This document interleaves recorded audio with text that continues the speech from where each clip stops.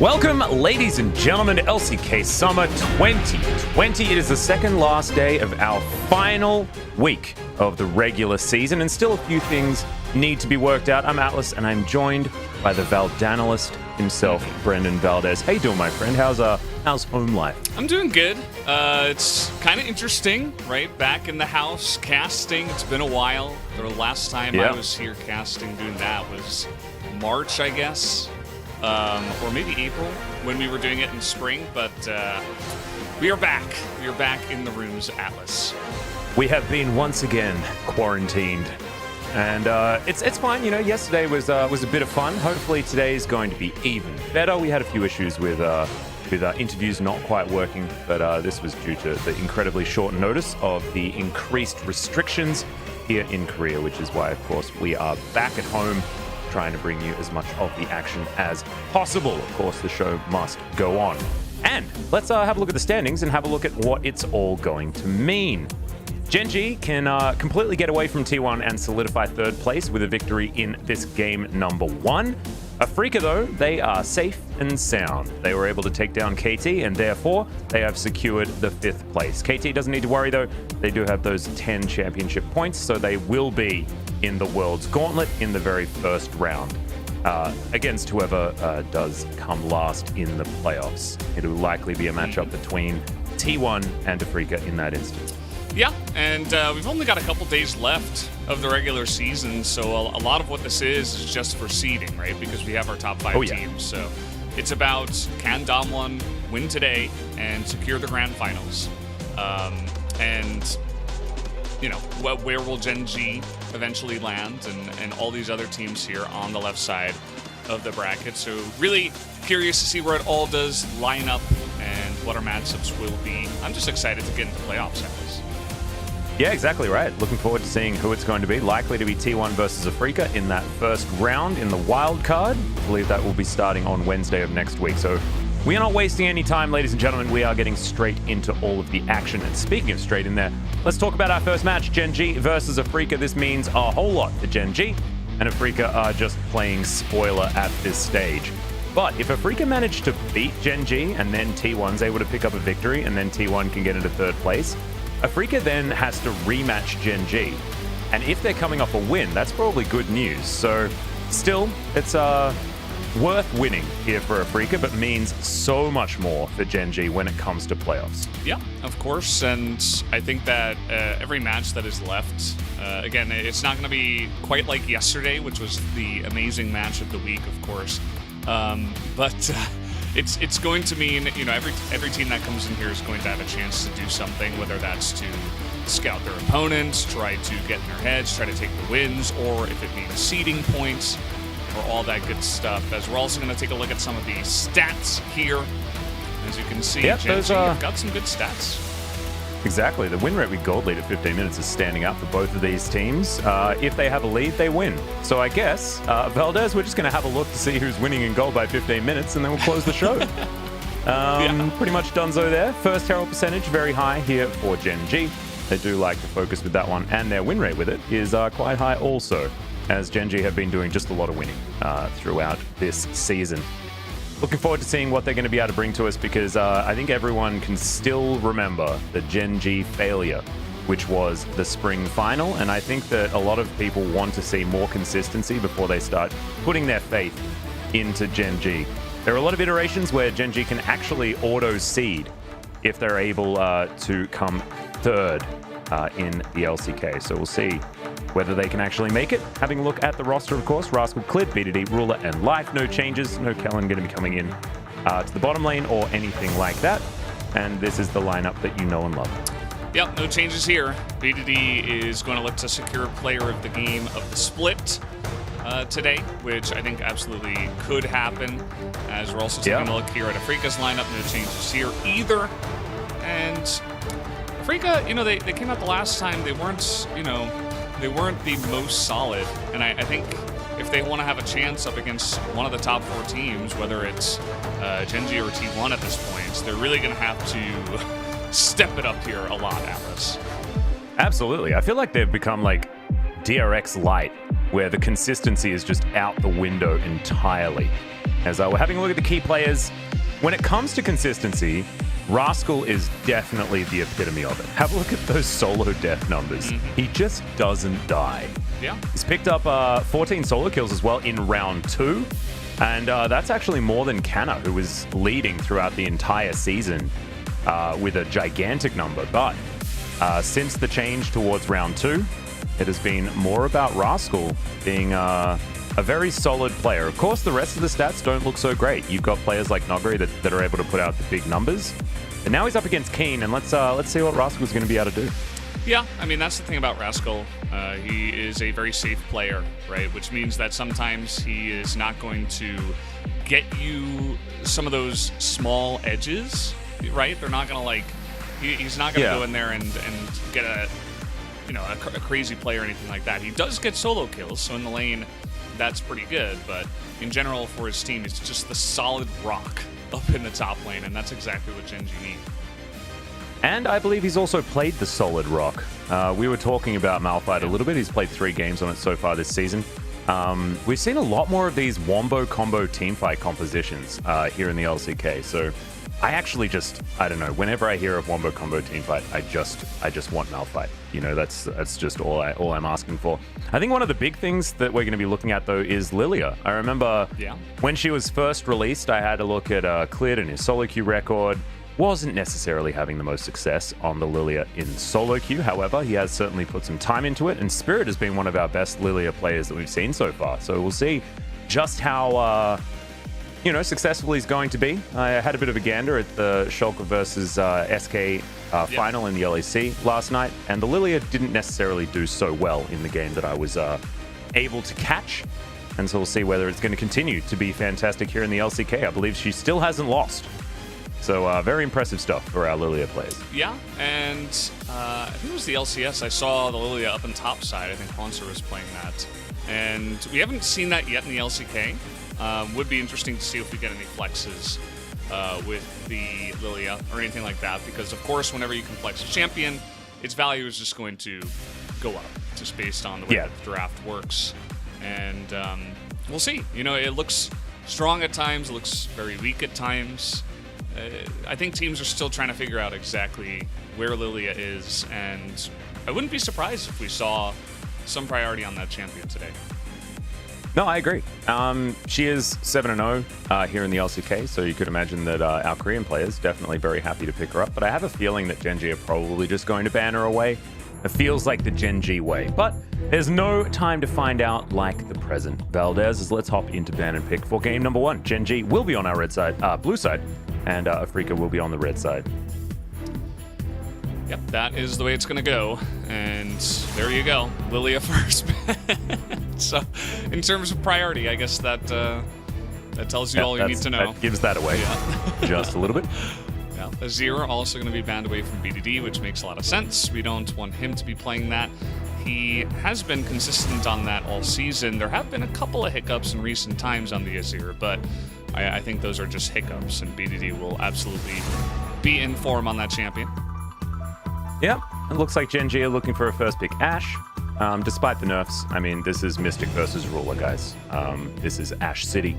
This is the land of Ashe. We're basically in Freljord right now. She is going to be a uber high priority pick, and Gen.G are just going to get rid of the Caitlyn. We do see a lot of people that like to pick the Ashe into the Caitlyn, but I believe that is still going to be very high priority here in this series. Afrika, let's have a look at their last ban away. Twisted Fate, an understandable one as we get out of the way some of the more standard bans. Renekton, just going to be first pick, so never mind. We have we've headed straight to the LPL and NA. Yeah. We're in China and North America at the same time. First pick Renekton going to come in here for Gen.G. And look, this is something that you and I have spoken about quite a bit, Valdez, is the fact that Rascal is very outspoken in how much he loves the crocodile. He just loves him, man. He just does. He loves him, and I can't blame him. Look at that smile. He's got some great teeth. No, but Rascal definitely is one of our main Renekton players. So if it's ever going to be open, he's going to prioritize that. I'm just surprised that it gets first picked here, especially with so much available. And you were talking about Ashe City. They gave over Ashe for this. So speaking of Freljord, that's going to be the case over there on the side of Afrika. Well, stop trolling us, Clear. Just pick Nidalee like we know you are going to. Yeah, the Freljordian nature of the team composition, we did see this win out yesterday as well. We saw the full Freljord situation by Team Dynamics, and they threw a cannon in it, and there we go. I got the script right here, so don't you worry about that. No Evelyn's to be coming in today. It's now Gen.G thinking about what their final pick is going to be, and it looks like they're going to try and match the lane with a Senna down there. I'm expecting Ruler to be playing this in more of the carry style, but we'll just have to see. As we got a lot of trolling going on, but I think Senna would make some sense.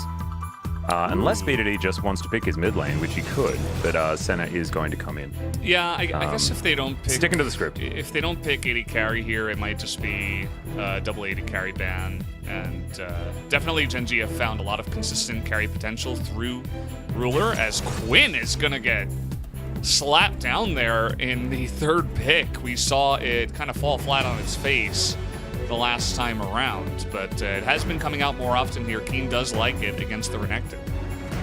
Yep.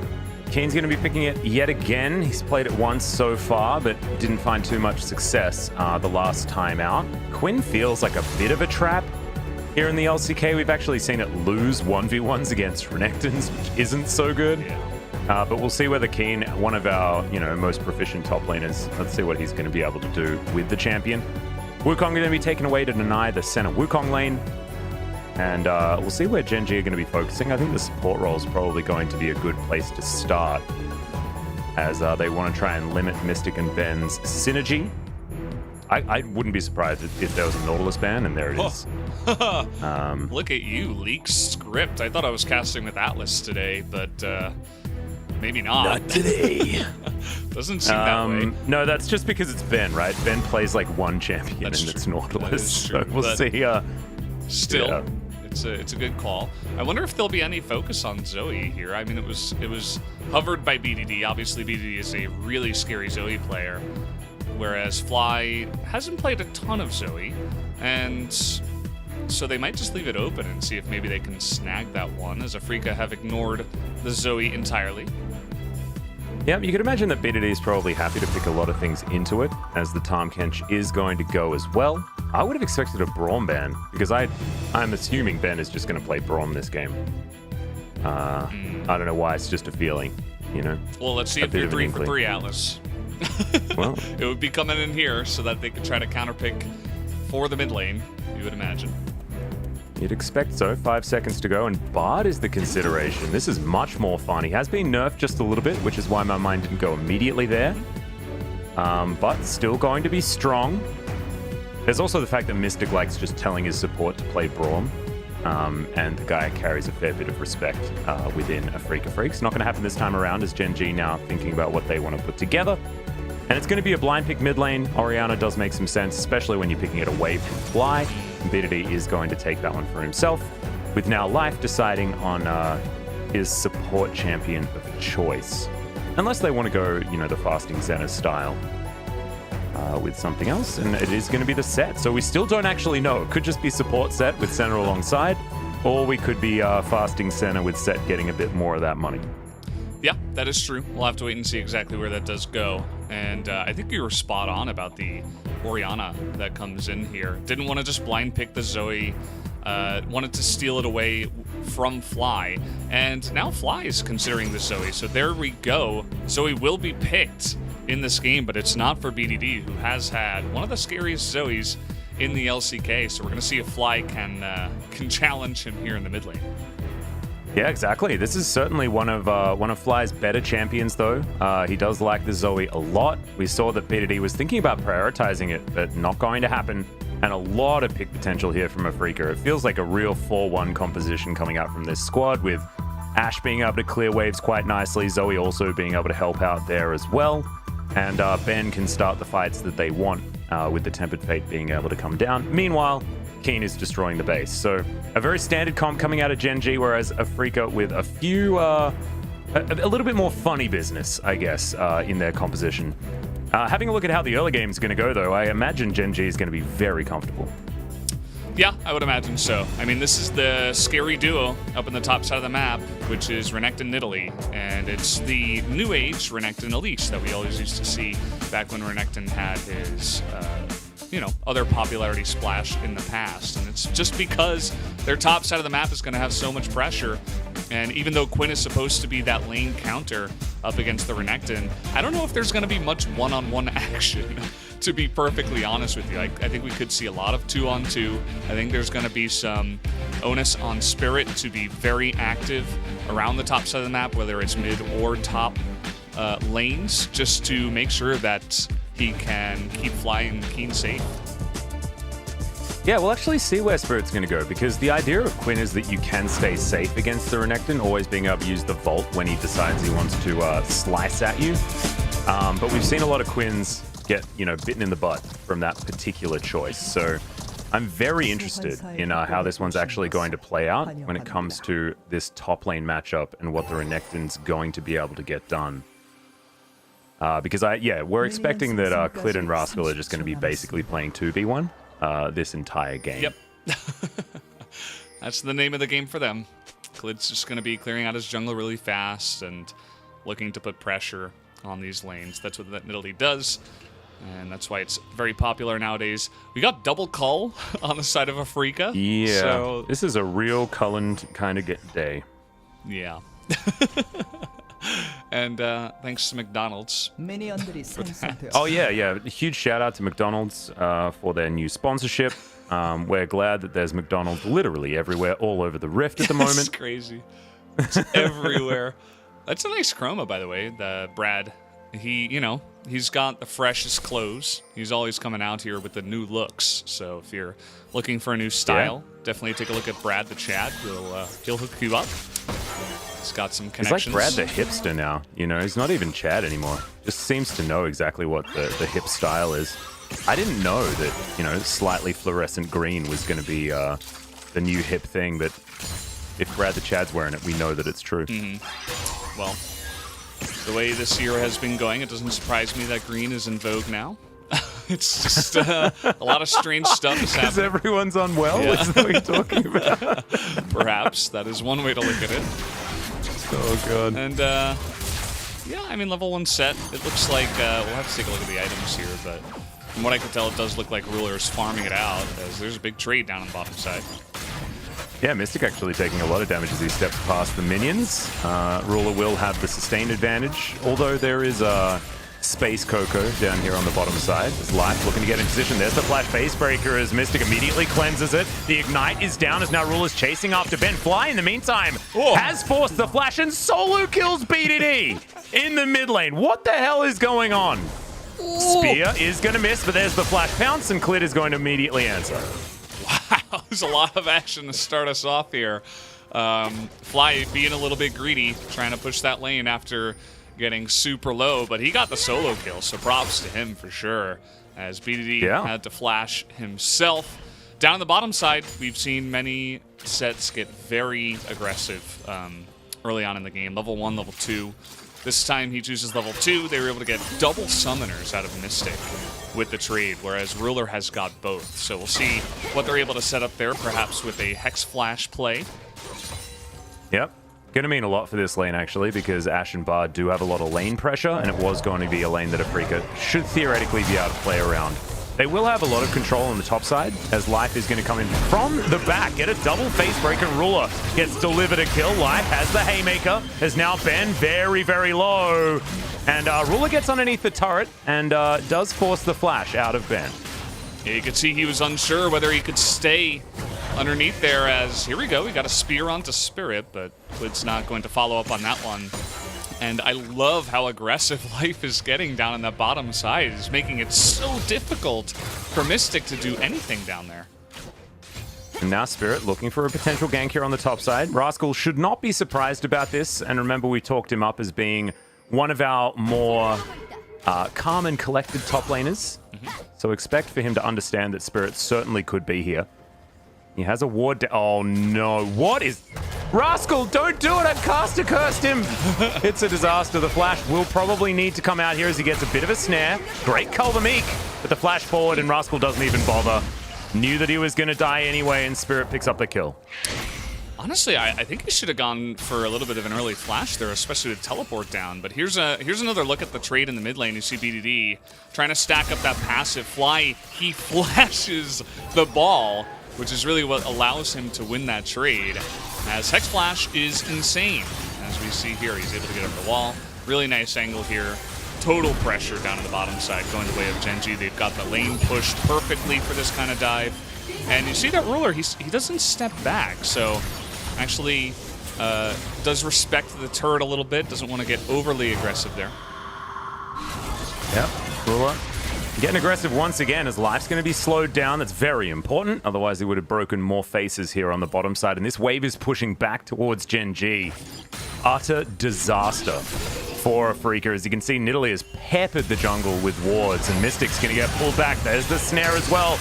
Haymaker not quite going to get the damage that they're looking for, but there's the Piercing Darkness. Good Guardian Shield will keep Mystic alive.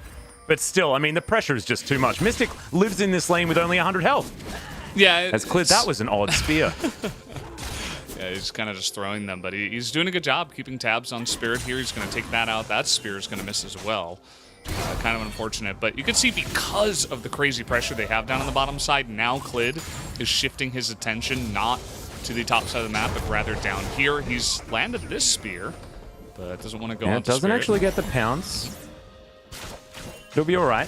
Keen up here towards the top side, 10 CS advantage. Berserker's Greaves now picked up as well, and he does have the cleanse, so not going to be stunned for too long as Mystic. Oh no, he's super dead. There's the Haymaker, and that is going to be the death of the Ashe. This lane, it feels like Senna set is somehow a kill lane. I don't know. Well, it's weird. They are playing so aggressively. Yeah, I mean, when you've got an Ashe that doesn't have flash and life is just hex flashing over and over, and you see that Mystic and Ben are not really respecting that. The power of the hex flash out of the brush when Gen.G's lane has total control, and I mean that's like the third time in a row we've seen him get caught by that. So I think he's either got to accept that this lane is pretty much done and broken and over, or he's just going to keep dying. Do you think Hex Flash Nimbus Cloak is busted, by the way? I think it's pretty busted. Being able to just get like incredible movement speed on a whim, I don't know, it's pretty silly. And Life is certainly, like you were talking about, being able to utilize that advantage. And you can see it's a 20 CS advantage on the bottom side, as Cleared is going to be able to utilize the pressure and pick up the first Ocean Drake. Mountain will be the second one, and then we're going to have an Infernal or a Cloud. I'm feeling Infernal today. Yeah. I was cast cursing towards the clouds a lot yesterday, but it's feeling like a fiery one. Are you sure it's not because you're burning up in your room? I mean, that might be it. My fan ran out of battery. Oh no. GG. Yeah, it's not super great. So we're going to have a look at this once again. Yeah. That's Hex Flash. Just Q movement speed, a lot of movement speed coming out of the set. I mean, he has to respect the fact that Set could be in that brush, or maybe he even saw him go into the brush, which would be even worse. But it's just like a lose-lose situation. Either you try to step up and avoid the set, which is incredibly hard because of Nimbus Hex Flash, as you were mentioning, or you just have to play super safe and not farm. So you can see that Ruler's already almost 1,000 gold ahead down on the bottom side, so that's going to be a massive win here to start. Yep, Ben looking for it. Bubble doesn't land. And BDD will survive for the moment. Certainly on the back foot here as Spirit's going to dive on in. Chilling Smite goes down. Doesn't get the stun onto Life, who is here towards the top side. It's always confusing when it's support set up there. I just assume that it's a jungle, but there's an Italy in this game. There's now Ruler moving on over. They really want to get this first Herald. Both of these teams certainly do like to prioritize it, but it looks like it is going to go over to Gen.G. Yeah, and notice the positioning of Ruler. He doesn't come all the way up. Teams have adapted, essentially. They haven't, fully committed 5 players to the Rift Herald anymore. It's like, let's... it's like a little bit of a game of chicken, right? It's like, how much are they going to commit? And if they don't commit much, then we can, we'll send Ruler mid for a little bit, but we'll send him bot as soon as possible to catch the wave so we don't miss any of the XP or gold down here, which is the case for Ruler. He has caught this one. It gave Mystic a little bit of freedom to get some legs underneath him, but it's still definitely a very dominant lane, especially now that Life has rejoined down here in the bottom lane. Yep. And Ruler's been able to eat the extra souls as well, so that's going to only add to his advantage. And as you can see, when everything neutralizes, that's about 2 waves in the lead for the Senna, which is still just a fantastic advantage, especially for a champion that scales to infinity. Not bad at all. BDD's going to get bubbled here underneath the turret. Fly has himself a barrier. Might need to use it as the turret shot does come in and eats up that barrier that we were talking about. Great shockwave from BDD to deny the aggression, but still he had to use his cleanse. Oh no! Fly may get flashed on as the Dawning Shadow comes out. Goodbye, Mr. Zoe. Wow. That was crazy. That was awesome. I've never seen that kind of a, just straight up snipe kill from the bottom lane. Incredible communication to make that work as well. Ruler obviously watching the mid lane and the fight as it's going on. So super clean. As I don't know what this is. This is yeah, that's a tempered fate and sadness. A missed cosmic binding. Pog. Sadness is what that was. Yeah, and you can see why Orianna is actually pretty decent into the Zoe as well, because the second she portal jumps forward, you just combo her in the face. Yeah, well, there's the flash showstopper as Keen is going to bounce on back with the Vault. Spirit flashing forward. Clit is here, but I don't know whether he's going to get in shield range, and I think Life is just going to be taken down. There we go. Goomba stomped on the head by a giant bear. Doesn't feel so great. As meanwhile, underneath the bottom lane, Rule is actually taking a bit of harass damage from the 0-2-0 Ashe. As Rascal throws down the ultimate. He will find the stun, but Cleanse is going to be available, and Keen looks to have escaped this one.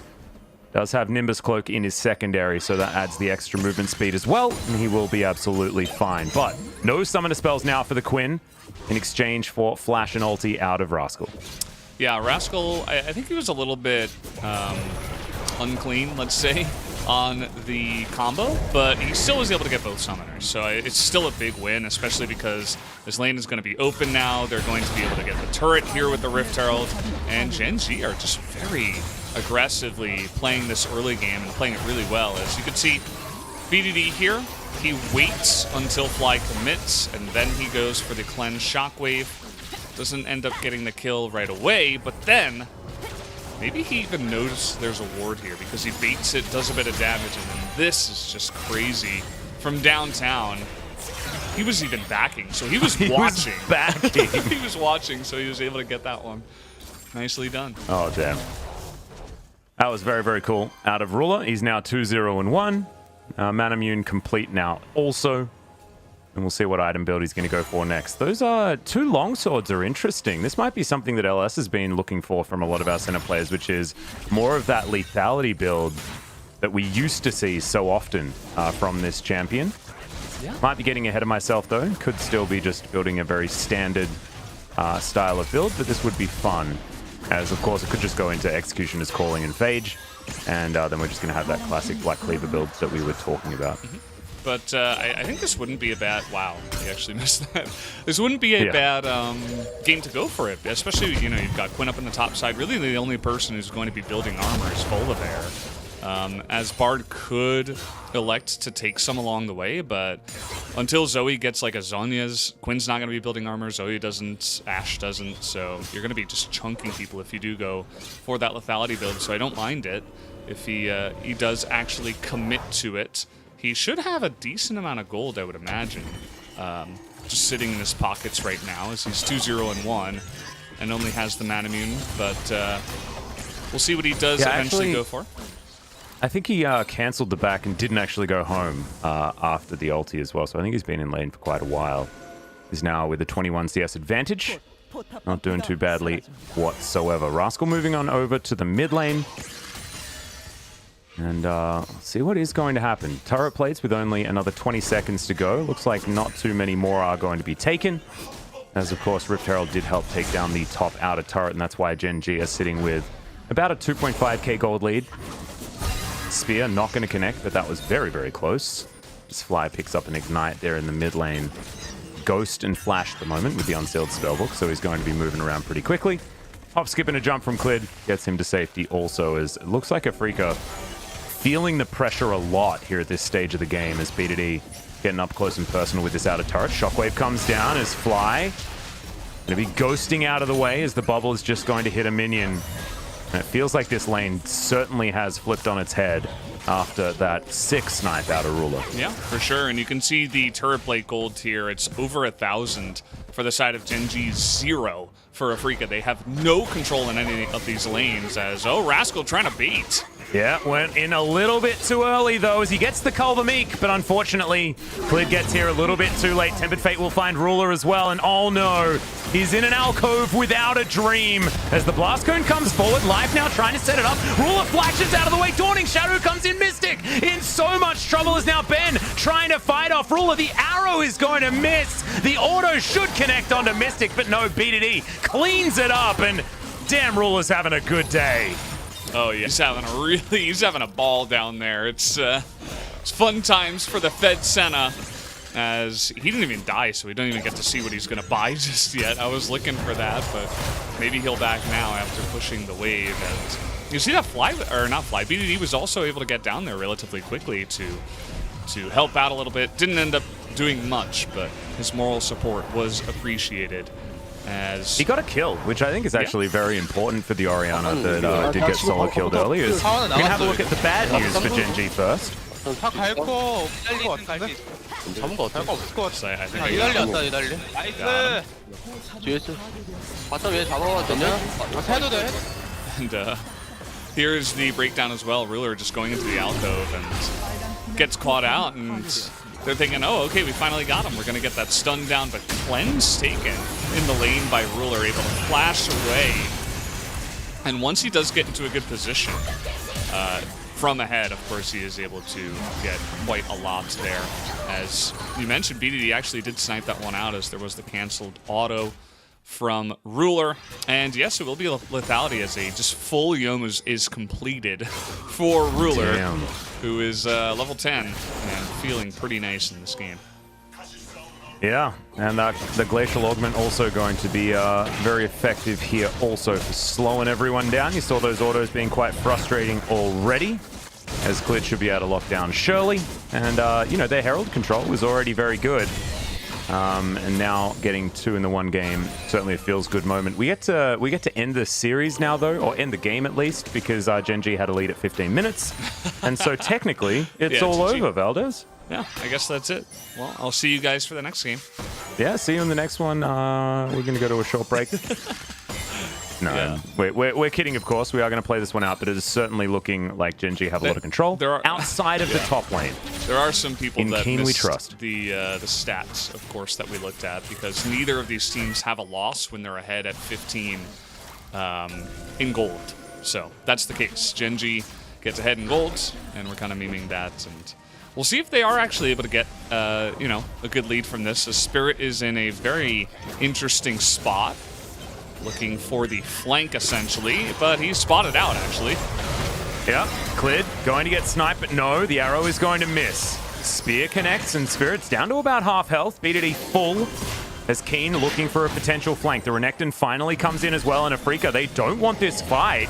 They're going to move away from the Infernal Drake, and it looks like Gen.G should be able to get themselves to Soul Point. A lot of damage here available, and no response for Afrika.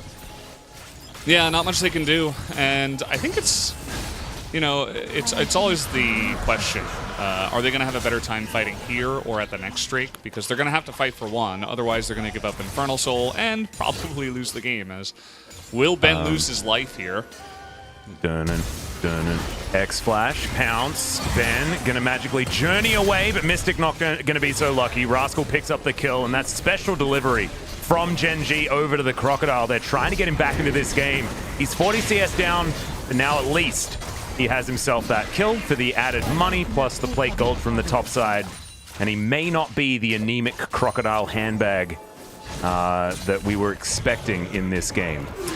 Yeah, a little bit of a rough start, but definitely going to be doing some nice stuff for this team. I feel like, unfortunately for Afrika, they had this little reputation in summer where it's like, against the bottom half of the teams, they destroy them. It's some of the fastest games that we have.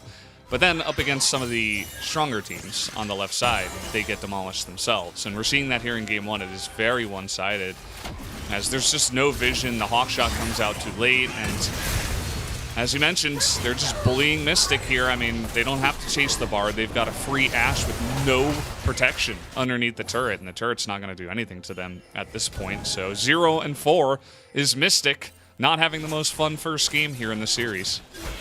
Absolutely not. This is a disaster for Mystic at the moment.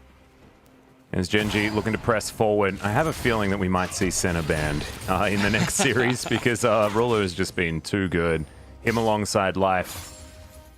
Seems like we can nerf Set as many times as we want, and he's still just going to be played by our LCK players. We've seen him in the jungle still. The performance out of On Fleek yesterday was absolutely amazing, and he was playing a lot of Set. Doesn't really matter if he gets nerfed. We're still going to make him work, and the Hex Flash synergy certainly is a good one for the Set. As BDD up towards the top side, does have a few friends here, but Clid's around the corner, so immediately Afrika are going to back away, and they are playing so scared. Afrika are just trying to move away from any sort of engage that Gen.G could go for, regardless of what it is. And I guess they're just committed to the keen split push win condition, try to avoid fights as much as possible. Yeah, I mean, that's they don't have too many options from here, right? It's like, do we wait and try to go for the split push win condition? Can we really afford to give away Infernal Drake? And they're kind of running out of time, right? Because it's coming up, the Infernal Drake Soul here in 2 minutes. There was no Drake that Afrika was able to take. They were not able to delay this capture at all by taking any of the original Drakes here, as Rascal's even chasing Keen down the lane somehow, as he's got the rotation coming in from his team, but Magical Journey going to help Ben get to safety. Somewhat as Mystic. Oh, no, they're bullying him! Oh, goodness me. All right, now Spirit's in trouble. Look at how much damage Ruler... This is the most damage I've seen out of a center ever. Dawning Shadow almost able to take down Spirit, but he is relatively tanky and he'll survive for the moment. But Ruler's out for blood, and damn, he's getting it so far. Yeah, I mean, this is the thing about the Lethality Senna as well. When you get ahead, and your opponents aren't really going to be building too much armor, especially in the case of the Ashe, you are just going to chunk her like insane amounts. And that's exactly what's coming in. He's already got Muramana completed as well. So, like, I don't think there's anything that Afrika can really do to stop this Senna at this point. I mean, look at the damage from the one ability onto Keen. That's just a snare. That's supposed to be CC, not a nuke. This is ridiculous. Gen.G are going to brute force the inner turret. Life looking for a potential engage, but the bubble comes down. And Life is going to mitigate its effectiveness by standing in the way of the Paddle Star, and Piercing Darkness going to come through and keep everyone healed. I just can't believe this is Ruler with only one serrated Dirk worth of lethality. Like, he's going to get even worse very, very soon as Mystic has to flash. And look at that. It's like auto Q auto and he's dead from half health. It's not normally what you see out of a center at this stage of the game, but he is very accelerated. Even the damage onto the tank, he's still doing damage onto him. A guy who has Ninja Tabi and a chainmail, he's like still getting chunked out by the Senna. I mean, he's just too fed at this point. And now after that, he went back, picked up a Zeal, and an Execution was calling, which is a hefty amount of gold that he had saved up once again. And here we go. Two-man Shockwave, Fly going to immediately cleanse. Get himself out of the way. Keen is here. All 5 members in the mid lane here for Afrika. They know that they need to fight for Infernal Soul. They don't. This game's just over if it's not over already. As looks like there's just not going to be a contest. This is Afrika passively losing the game. Yeah. Well, it's rough, right? I mean, we talked about how they don't have many choices, and I think if they had forced a fight there, they probably would have just died anyway, and then, on top of that, lost the Infernal Soul, so not really much of a choice there. They're just going to have to hunker down and hope that somehow they can rely on Keen to carry this game, because otherwise it's not looking too pretty for game number 1. You can see that Gen.G very active around the map looking for picks. Yep, Spirit is about as dead as he can possibly be. Tries to ult himself out of the way, but I have a feeling they're going to be able to catch up. The flash forward. There's the flash facebreaker. As Showstopper comes through and Fly is picked off. He does go golden. Tempered Fate is going to buy them some time. And Arrow's going to do the same, but there's the Shockwave. And that's going to be the kill onto the Bard. Blast Cone gets Fly out of the way, and there's not going to be the pick off onto Mystic this time. Spirit survives, but I don't know whether anybody else is going to be so lucky as Ruler got very... Dawning Shadow picks it up. He got very aggressive is what I was going to say, and he interrupted me by being even more aggressive. As Inner Turret is going to go down, and they might even be able to get this siege on the Inhibitor Turret as well. Yeah, it's a bit early on in the game, so they're not just going to end it right now. Unless they continue to just pick people off one by one. Then they could possibly do it, but Fly is going to survive. They'll back away after taking this inhibitor. And it really just does feel like there is nothing stopping Gen.G just rolling over them with the Steamroller. And you can see Keen, this is not where he wants to be trying to defend. He's trying to be in the lane with Renekton, go for the 1v1, try to be split pushing, but not really much that he can do at this point in time. I mean, Mystic is 0 and 6. He's doing 0. Yeah, Fly's mega dead.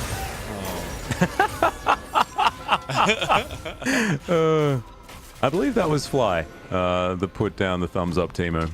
Probably. Don't know what that means. Ruler is currently 4-0-4, opponent not found. Definitely having a brilliant performance. This is going to be sad news for B2D. Might give Showmaker a chance to catch up if he gets back-to-back POGs in our next series. B2D, remember, needs to get at least one to confirm being our back-to-back POG winner for the season. He won it in spring, could also do it here in summer. As getting into speed up, as look at how aggressive Ruler decided to go. And Dawning Shadow says goodbye to Mystic. And nearly to Spirit on top of that, so just he's just having it's like he's playing co-op versus AI at this point. You know, it's like where you get super fed and you're just three-shotting the computers, and it's a whole bunch of fun. And it's just really unfortunate for Afrika that they weren't able to do much. This Keen, he's looking for the assassination. See what he can do. He is 2 levels ahead of Ruler, because now he's going to find him. There's Blade of the Rune King. Arrow is going to connect, but he immediately cleanses it, and now Ben's in trouble. Has to flash to get out of the way of the Shockwave. As Pounce out from Clit to avoid Spirit. Mystic is in trouble. Dawning Shadow comes down. You can't cleanse that damage. And the flash forward from B2D is going to say goodnight to the Ash. Rascal finds the backline as a flash is picked up by Fly very luckily. Of course, that was the one that Rascal just used to engage on them, so you can understand why it was there as Keen has to flash. But the snare does connect, and Ruler is looking to go 1 versus 3. He's still very squishy, but he doesn't seem to know that or to care. As Fly will be taken down. There's the auto. Can't avoid that one. As it looks like this will be the end of the game, Valdez. I don't know what Ben and Keen can do from the fountain. Yeah, I guess we're just going to have a 27-minute game. This seems to be the way it goes when Afrika plays the top 4 of the LCK, unfortunately for them. Yep, Afrika do struggle against the West, and it's not going to stop here, but it was the bottom lane, man. Is that 0-8? I think Mystic was 0-8-0 by the end of this one.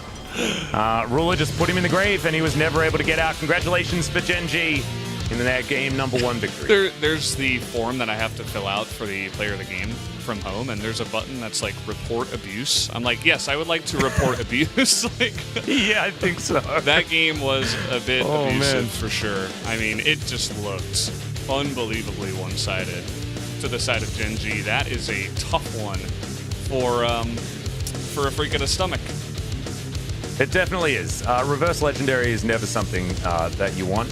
Shout out to, I think Papa told me that one for the first time, the good old Reverse Legendary. That was, congratulations for Mystic, and it's not the award that you want to be winning. So we'll see whether Mystic can bounce back after that, because we know that this guy is an emotional player, and sometimes game #2 is going to follow game #1 when it comes to his form. And Ruler's just looking absolutely on fire. Like, this is a rough. He looked like he was 100%. smurfing in that game. Yeah. It's like those poor, lower level guys that he's facing in the solo queue are just being abused by Ruler, who's like the diamond player. And that's not the way it's supposed to look, right? It's not very good news for our wild card as well. If we have Afrika just getting pummeled by the top 4 teams in the LCK, so we'll hope they can turn something around here. Otherwise, I think that wild card is going to be a quick best of 3. Yeah, it's looking a little bit like that. And this is also looking like Gen.G confirming that 3rd place as well. So it means that the wild card will be a different matchup. It'll be Afrika versus T1 once again. That was a test that T1 passed with flying colors last time they came out. And like we say, just Afrika versus the West is a real tough one. As we are going to have a look at some of the highlights here of, basically Ruler and Life destroying the bottom lane of Afrika. I think Life was a large proponent as to why this happened the way that it did. But Ruler carried the lead that he got so beautifully into the mid and late game. And I think that's the difference maker. I think you're right on the money there, right? Like there was a part of me that was like, oh man, maybe I should vote for Life, but it was the lead, or what he did with the lead, especially this maneuver, just like able to pick people off left and right on the map, always seemed to be in the right spot, never died the entire game, just had a beautiful game on the side. Yeah, very, very clean. And this is a game where the Renekton and Nidalee combo didn't do anything at all, basically. But they were able to force Afrika into picking Quinn, who is also not going to be able to do anything in a later stage of the game, right? She's not a team fighting champion. She's a snowball early game champion.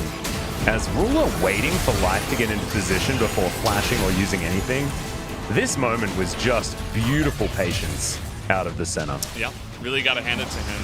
And you were talking about the Quinn pick. I was thinking, why not just go for Jace? It's a really common answer to the Renekton, and it can handle the lane really well. It synergizes really well with the Zoe. I don't remember it being banned, so I think they could have definitely picked that one up. But instead, it just feels like Kane is really on the Quinn hype train, but I'm not really seeing it so far. I mean, obviously, it wasn't just him why they lost. He was able to get that solo. Kind of an unfortunate game for sure, as we're just watching the replays of the abuse that was Gen.G versus Afrika. And look at this, Ruler 1 versus 3 underneath the turret. And he still gets chunked. I mean, he's very squishy on this center. Just didn't seem to care whatsoever. Even gets nailed by absolutely every ability, but still they turn it around. And Gen.G were just too far ahead at this stage. This has gone from highlights to questionable legality when it comes to re-showing this. Yeah, and, well, at least it didn't last too long, right? They put them out of their misery in 27 minutes. They didn't drag it out. They weren't KDA farming too much. A little bit underneath the, under the fountain, but they did eventually put them out of their misery and end that one. So you can see the damage is pretty nice. 20,000, 22,000 for the Senna. And Renekton did less damage than Set. Rascal had an absolutely forgettable game, but it didn't matter. Ruler was just way too fed. And so this is an example of what happens if you play Renekton and you don't get that huge advantage. You are about as useless as possible, like we say all the time. Our Renektons here in the LCK have been pretty good at making sure that they do get leads. Rascal, not actually in that boat, unfortunately, for this game. But results are results, and he stayed alive more than he probably could have after that first kill, Yeah. So wasn't too bad. But let's see whether Afrika can bounce back. It could be very, very difficult for them, as that was an absolute shellacking in game number 1. Gen.G looking very strong. Let's see if they can continue to be in game number 2 after the break.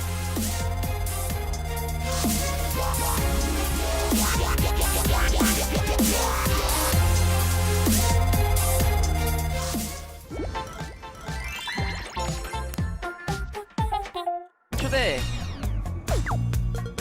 아 진짜. 네, 잘하는 사람이 이겨. 내가 이기겠네.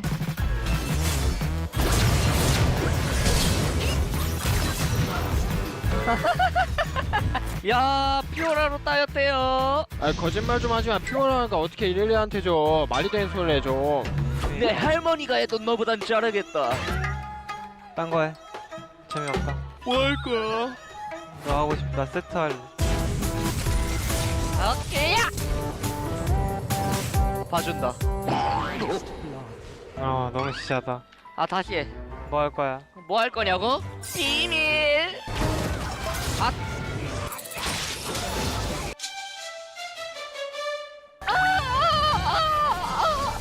어?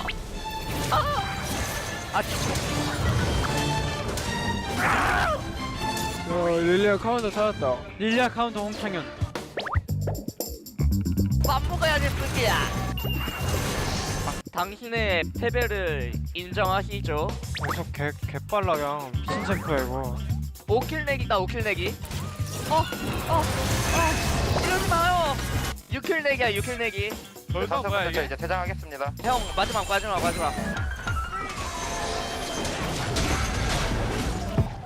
잘 가. 잘 가.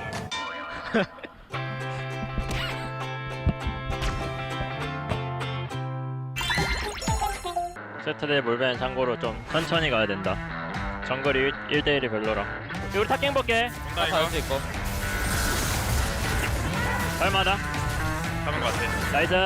천천히 하면 이거 정글 캐리가. 오케이. 나이스. 나 한번 가볼게. 탑 마테리아. 나이스. 잘만한데? 됐고. 나왔다. 아주 잘했다. 할만해. 100개. 용 쪽으로 보는 거야. 1분 40초. 그 전에 미리 정비하는 거 잊지 말고. 이번에 걸게. 풀렸다 이거.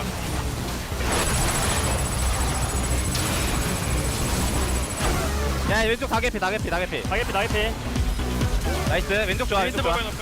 아래 좋아. 쓰레쉬 높여. 상대 볼배 성장 밀리고 있고 나보다. 캐리 가능. 내가 걸각 볼게. 상노이 포지션 거기 잡아. 내가 걸각 볼게. 기다려. 이거 거는 거야. 이번에 걸게. 걸자 이번에.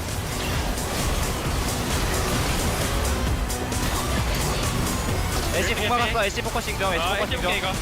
잘 뛰겠다. 탑으로 가자. 탑텔 타라 이거. 탑텔 타라. 가자. 이게 나야. 여롱로. 여랑라. 그게 너야. 나이스. 그게 너야. 나 상우보다 어시가 많아 그냥. 아 재미없어. 나 끝낼래. 재미없어.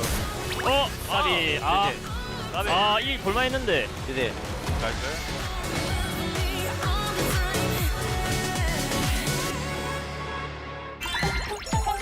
저 그냥 캐틀 할게요. 캐틀 할게요. 나 캐틀도 괜찮다 생각해. 집중해서 깔끔하게 이동합시다. 와우.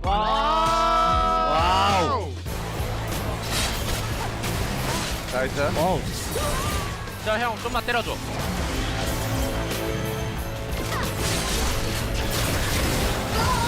나이스. 일단 트레이드 잡고. 나르 노플. 나를 스턴. 아이고. 여기 키아나. 뒤에 키아나. 키아 높을. 잡았어. 잡았다. 나이스. 펜타. 봐줄게. 펜타 먹어라. 펜타. 야, 펜타. 제발. 됐다 이거. 잡았다고 해. 여기까지. 경우에 왜 안 넘어가? 아 미안. 나 궁대거든? 누가라? 내가 한번 봐줄게. 뭐야 때려. 죽어. W. 나이스. 누가라 고맙다. 아 경호 형은 진짜 나쁜 사람이네. 야 거리가 안 됐어 아람아. 아 플래시로 가서 시야 밝혀가지고 딱 잡았. 나 20킬 찍고 싶은데?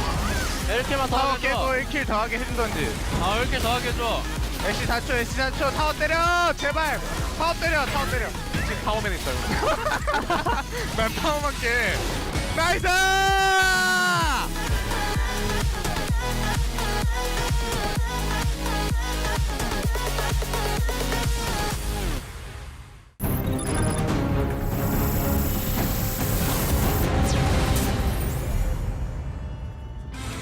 팀이 아니라 플레이팀.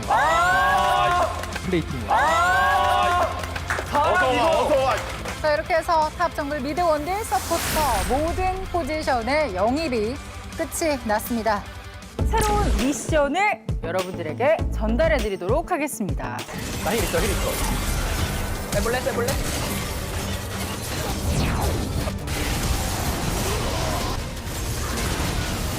좋아, 뚝배기.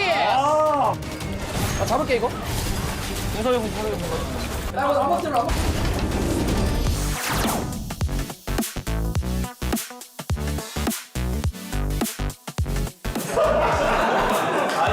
약간 유리하게 시작해야지. 컨디션 괜찮나 지금? 볼배 그냥 라인 밀어도 되는데 볼배 그냥 올라와가지고 원래 그냥 서로 집단 그 구도에서 텔 타고 이득 못 보니까 쓰레시한테 좀 농락을 당했어.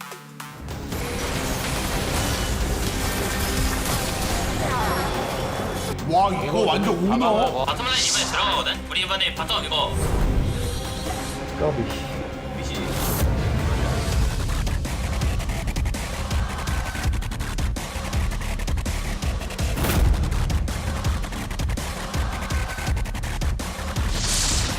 레전드의 새로운 전설.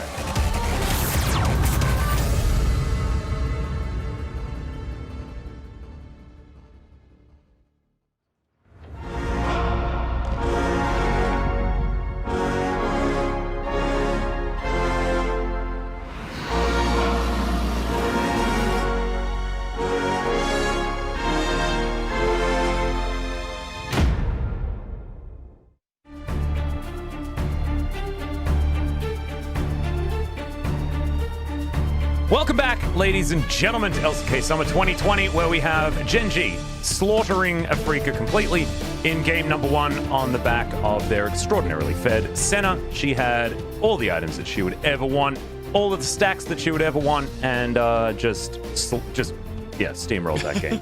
So let's see whether, Afrika have an answer for it in game number 2. Do you know what I'm expecting, Valdez? What? I'm expecting Ruler to pick Ashe and hard carry on that too. That's what I'm expecting. Probably, I would imagine. Yeah, it just looked like they got shut down really early by the set, and then Ruler was right there to pick up the kills, and it's just snowballed out of control. And I wouldn't mind even a set ban on blue, or maybe trying to pick that up yourself, or if you're thinking about taking the Volibear first, definitely go for a set ban. You struggled a lot with it in game number 1.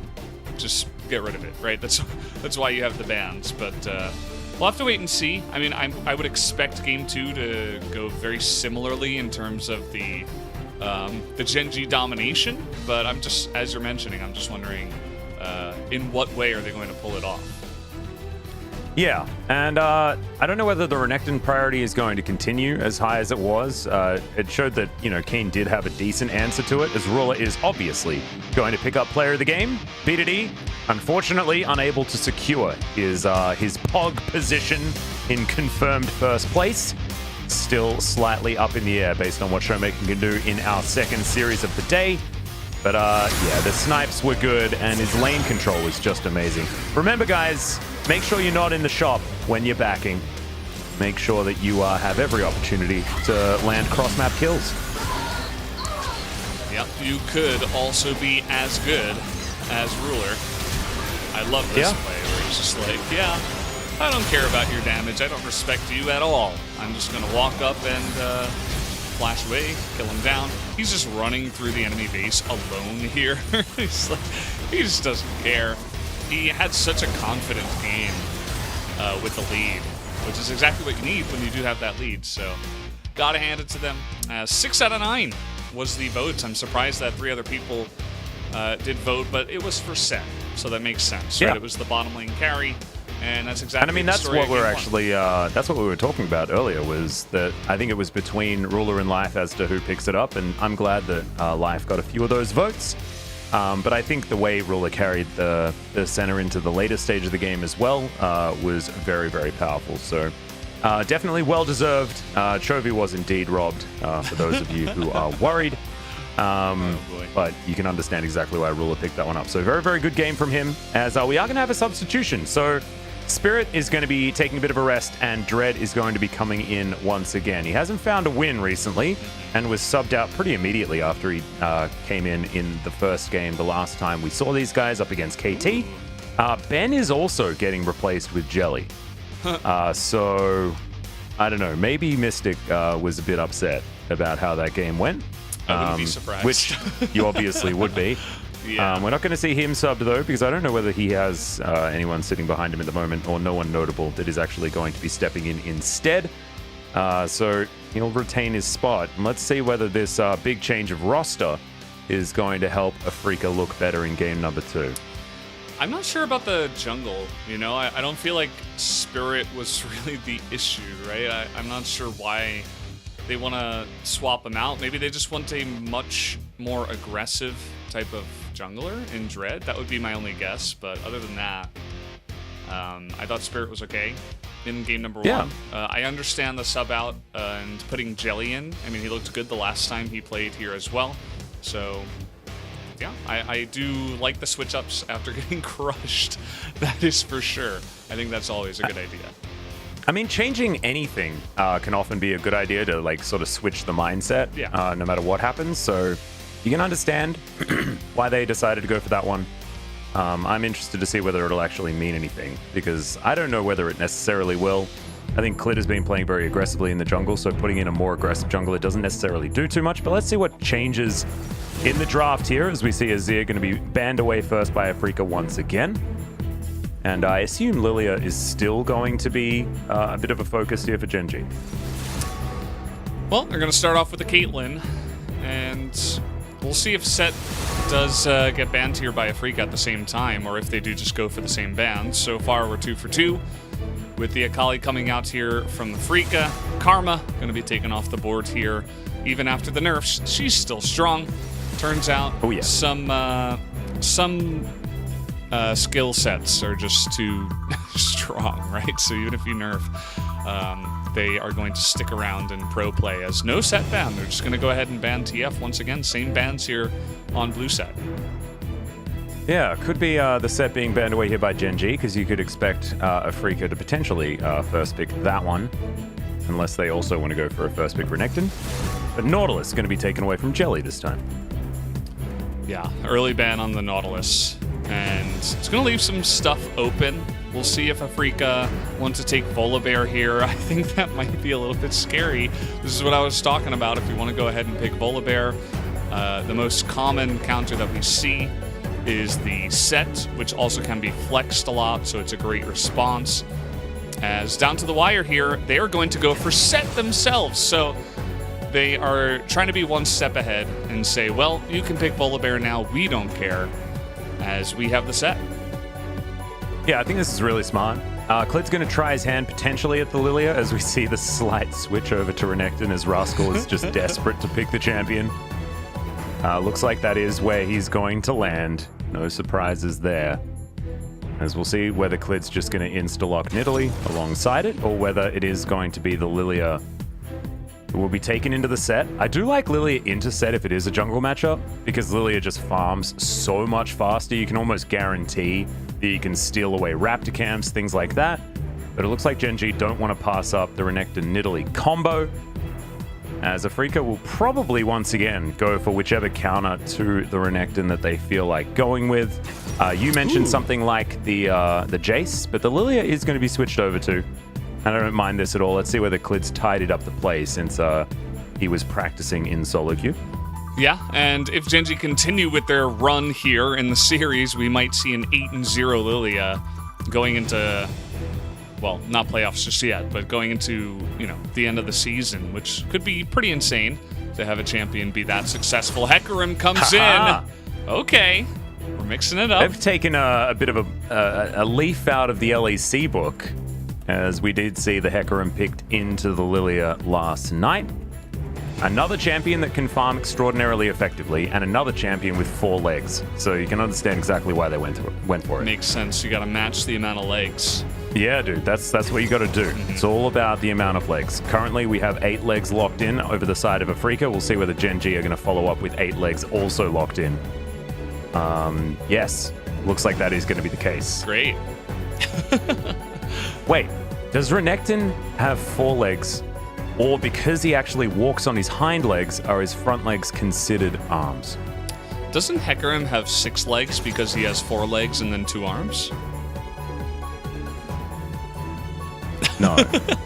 He has 4 legs and 2 arms. Oh, yeah. Oh, I kind of figured that one out myself. I mean, otherwise Lilia would be the same thing. Were you saying that she has 6 legs? Are they actually both just ants? Wow. I'm not entirely sure. I'm very confused now. Ooh, look at this. Technically, horses have been insects this entire time, and we never knew. As the bird is going to be banned, I imagine Quinn and Jace could be taken off the board here. Probably, yeah.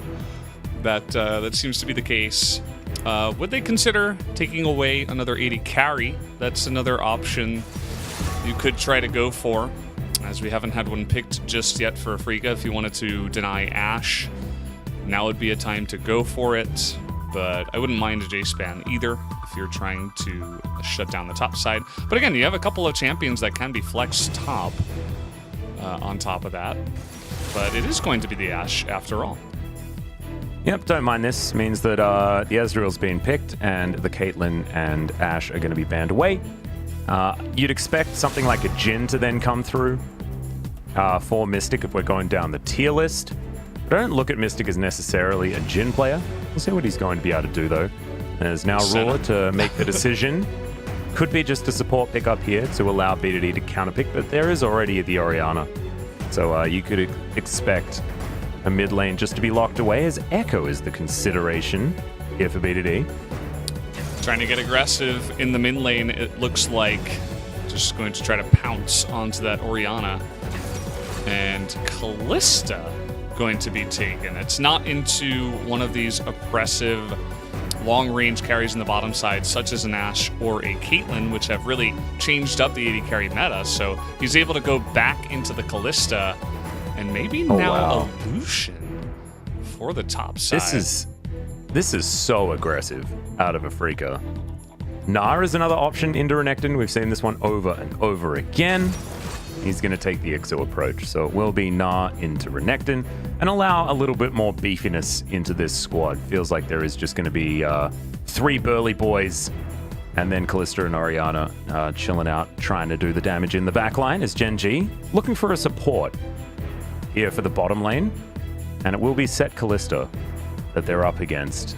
And so they know those cards face up. Alistar being hovered here. And that will be locked in. Okay. Yeah. See how the cow's going to do. We don't see him very often, but he's actually really great at denying engage, right? If the horse tries to charge in, you can try to be one step ahead, headbutt him away. If the set tries to charge at you, you can try to headbutt him away. There are definitely many ways to do it, but the timing has to be really good, right? Because if the ult from Hecarim comes in, you can't stop that. If Set, of course, uses his ult onto the Alistar, that can also be an interesting idea. It's part of the reason why we see the Set into the Volibear, who's charging directly at you, just to throw you know the engage back into the enemy team. So I think Life is going to have to be really on the ball on to that champion. I think it's going to be pretty good in the laning phase as well to deny some of the shenanigans that Set can do that we even saw in game number 1. Yeah, I actually quite like Afrika's composition here, but there are certainly some uses for the Alistar. I feel like the laning phase could be tough here for Gen.G. But Hecarim versus Lilia, we saw this go in favor of the horse gentleman overseas. But here in the LCK, Lilia doesn't lose. So we'll see whether Clit is going to be able to continue down that path and whether the Lilia Renekton ganks are going to be as impactful as the Renekton Nidalee ganks that we see so incredibly often. Yeah, curious to see if they can redeem themselves. That was not a very flashy game number 1 from the Afrika bottom side and the Afrika team in general. Was definitely one worth forgetting, as Afrika are hopefully into this one with a fresh mindset. Absolutely. As BDD making his way towards the lane. Looking like no early shenanigans to come out. As it's interesting. Hecarim and Lilia, I mean, they're both, you know, 4-legged, 2-armed. And they also both have spinny moves on their queue. That's true. Similar champions. You're right on the money there, Atlas. Yeah, not as many skill shots for the good old Hecarim, apart from, I guess, his ultimate. I suppose so. Well, now we're dancing. Will we have... It's just, hopping around. Bambi having a good time. As what are we going to do with Lilia, by the way? Are we going to go with Watch Out Eep? Or are we going to go for the Ibang? Which one's your favorite? I like Ibang. Maybe we should go for that one. It's so good, isn't it? Yeah. Oh, man. Watch Out Eep is just so hard to talk about in a team fight, whereas you see the skill come out and you're just, Ibang! Perfect. Oh, absolutely fantastic.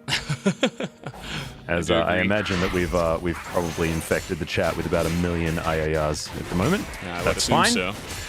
Yeah, it's just one of those things.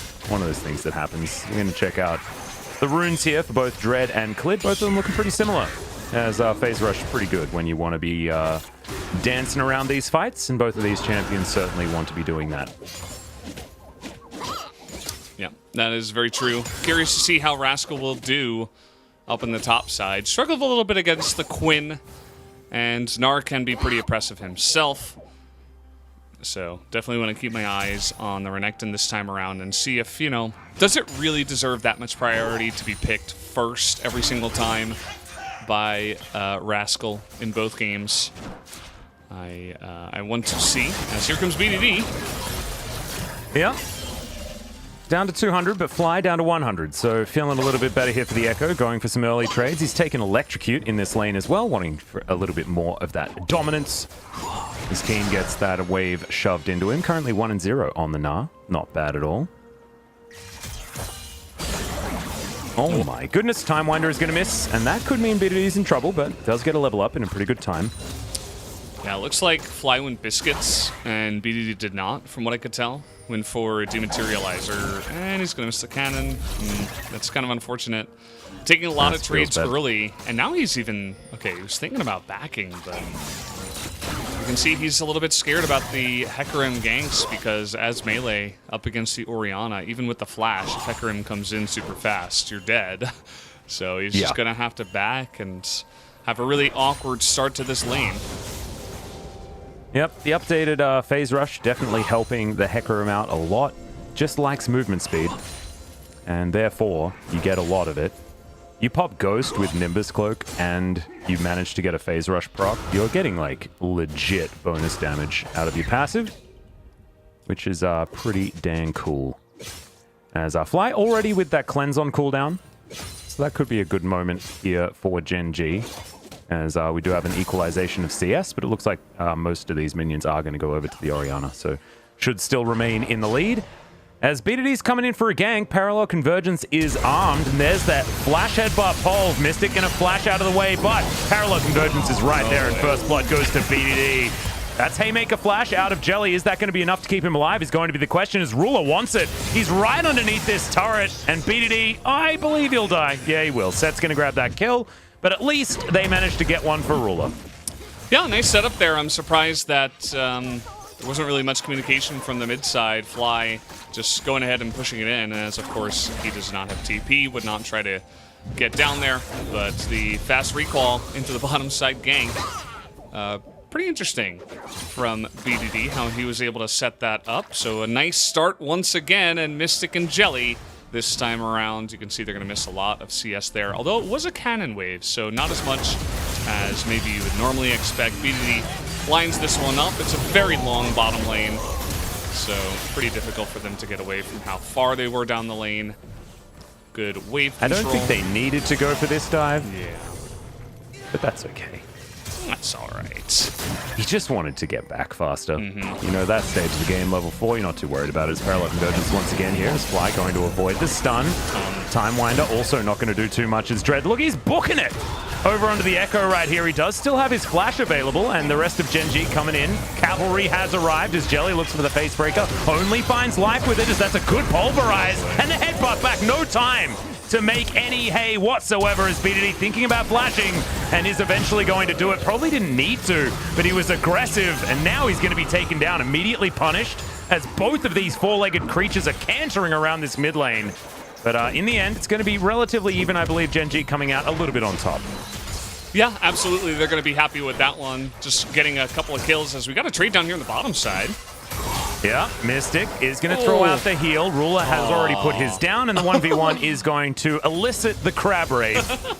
And Ruler's going to be able to take it. Not sure what Mystic was expecting there, but maybe thinking that he had a little bit more of an item advantage than he really did. He missed his Q, right? That was, I think if he hits the Q, he probably wins the trade, but then after that missed, he's just like, he's like, okay, well, I guess... I guess we're done. I guess this is the way this day is going to go.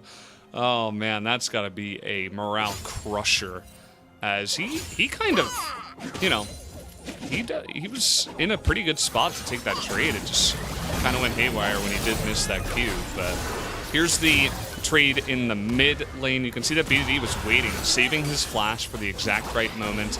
And Fly has no mana, so he's not doing any damage, really. He's got some autos, finally gets some mana back. But Jelly goes a little bit too far forward, and life being there means that they're able to turn that one around. Over the wall comes BDD, and he stays for a little bit too long, so Dread is able to pick up that kill. As now we got a dive up in the top side. Yep, Rascal looking for it as he gets out of the way of the Nard. It's going to be the Lilia not being so lucky as Ibang comes out, but it's going to take him to the grave. It's 1-for-1 in the end. Ay. Well, this is... Ay. Yeah, ay.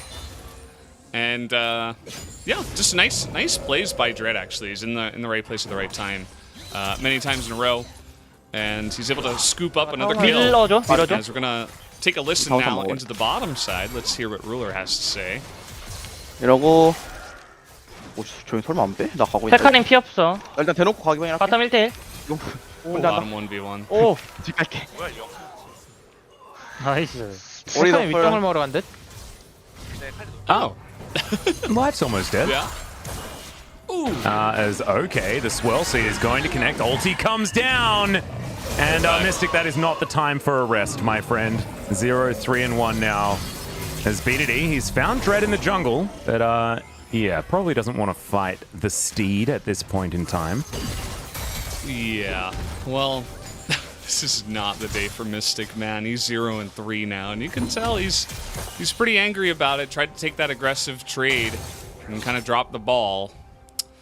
Yeah. And, you know, it can't really get much worse for him down there in the bottom side, getting Lilia'd, essentially, by the lilting lullaby that comes in. So we got a couple of fed, horsey jungles. And, well, you've also got this massive Ezreal on top of that. Yeah, almost Trinity Force done for the Hecarim as well. So we're going to have a look at this top trade once again. Rascal avoiding the Gnar was actually pretty cool, to be honest.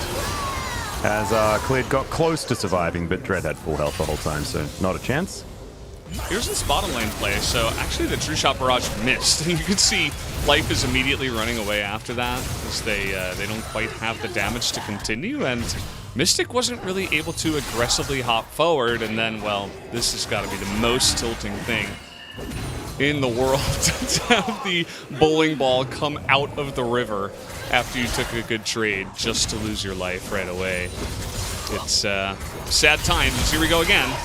Yep, Flash Phase Spectre comes in. Dread coming on down as well. That's a three-man pulverize, though, as Fate's Call has to come out, and Life is still here. The Onslaught of Shadows does absolutely nothing as Ruler will say goodbye to the horse, and now Mystic chasing after him. He's going for it once again. That's a good flash, and that time he will be able to take him down. But Rascal's here, and he tidies up with a quick slice and a dice. But at least Mystic gets his first kill of the series. At least he got a kill, but that's the only good thing that happened. And he also had to flash to pick it up, as once again it's only sadness down in the bottom side. Quick swipe, quick flick of the wrist for Mr. Renekton, and now he's just going to stay bottom side and they'll rotate. They're fine to do this. Gen.G are so far ahead from this point in time, and we don't see Alistair very often, but this is something he's really good at, right? Just ulting, and my God. The three-man knockup is so huge. Keeps Ruler alive as the horsey eats a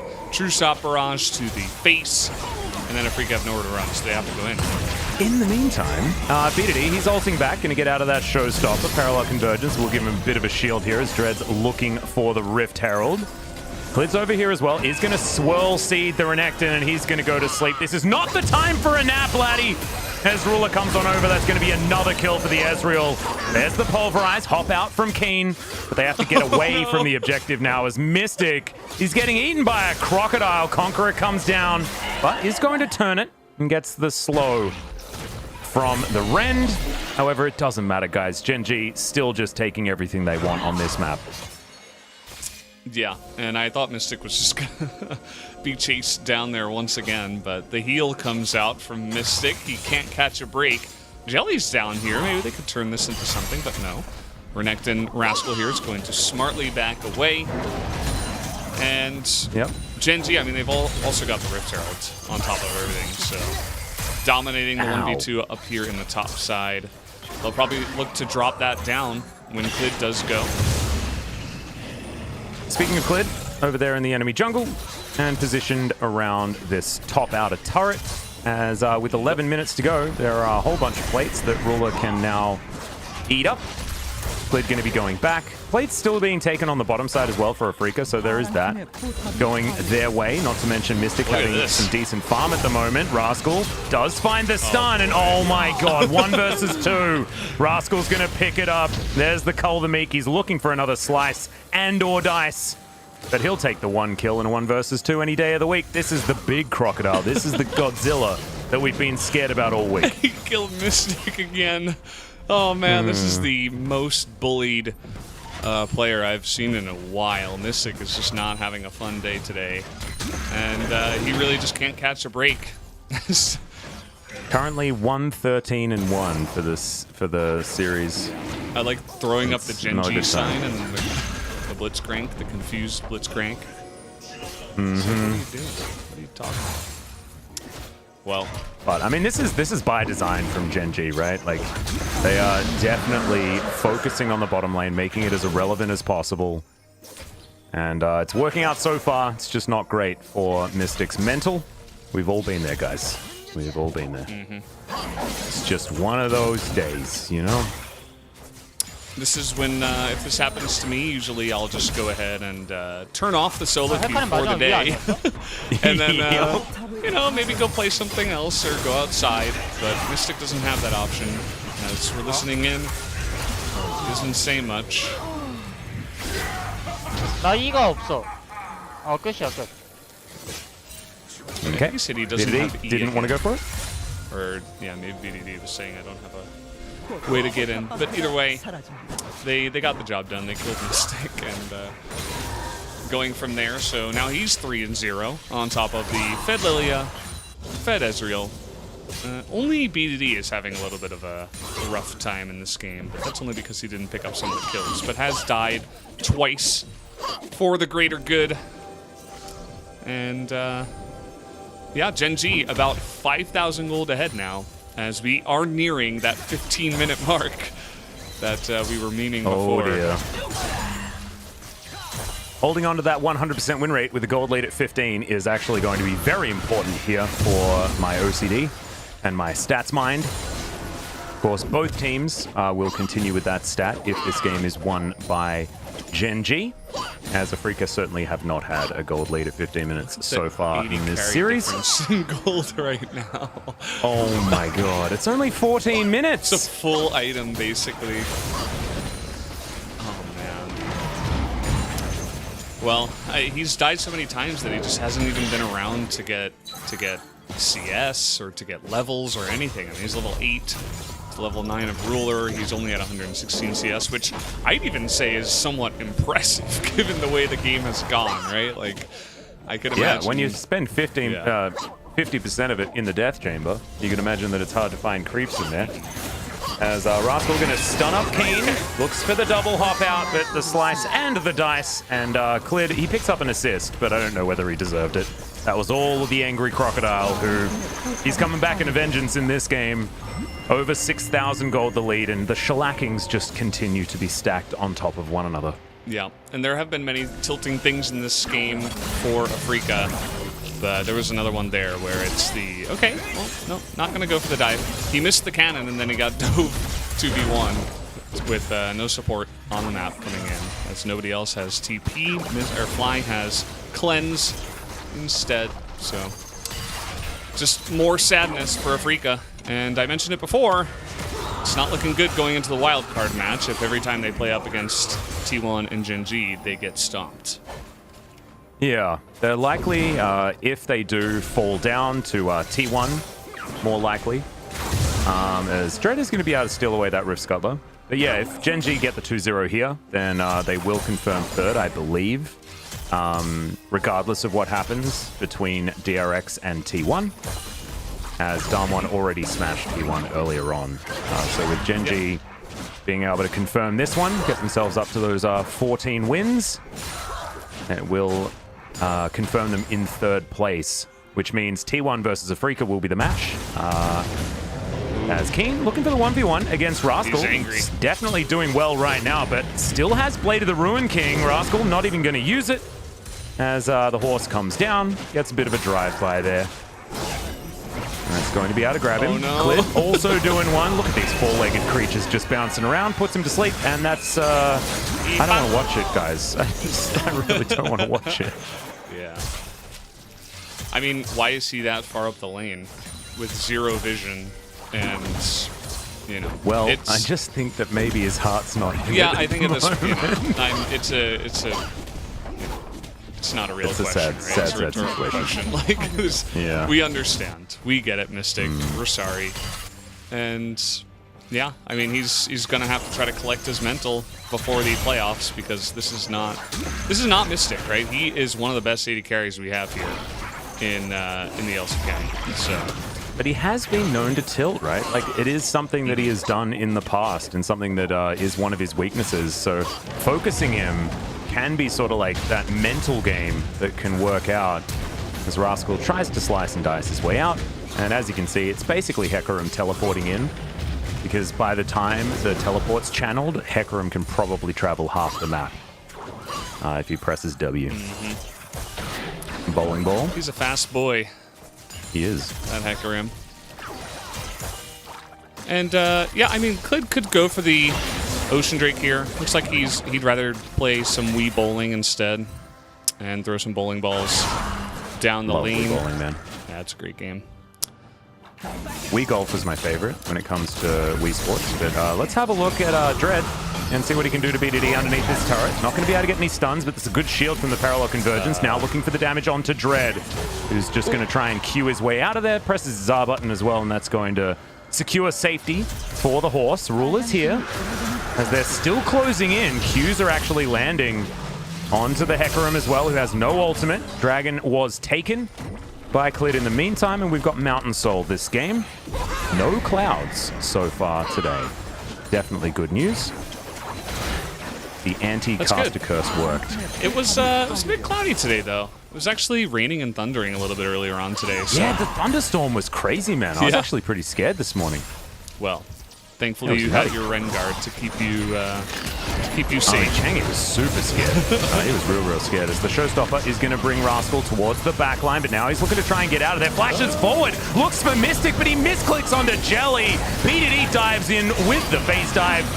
And he's going to be able to get right back out again with the chrono break, and it is going to be an advantage for Gen.G once again. 16-6 is the kill score, and Keen has a big Naba.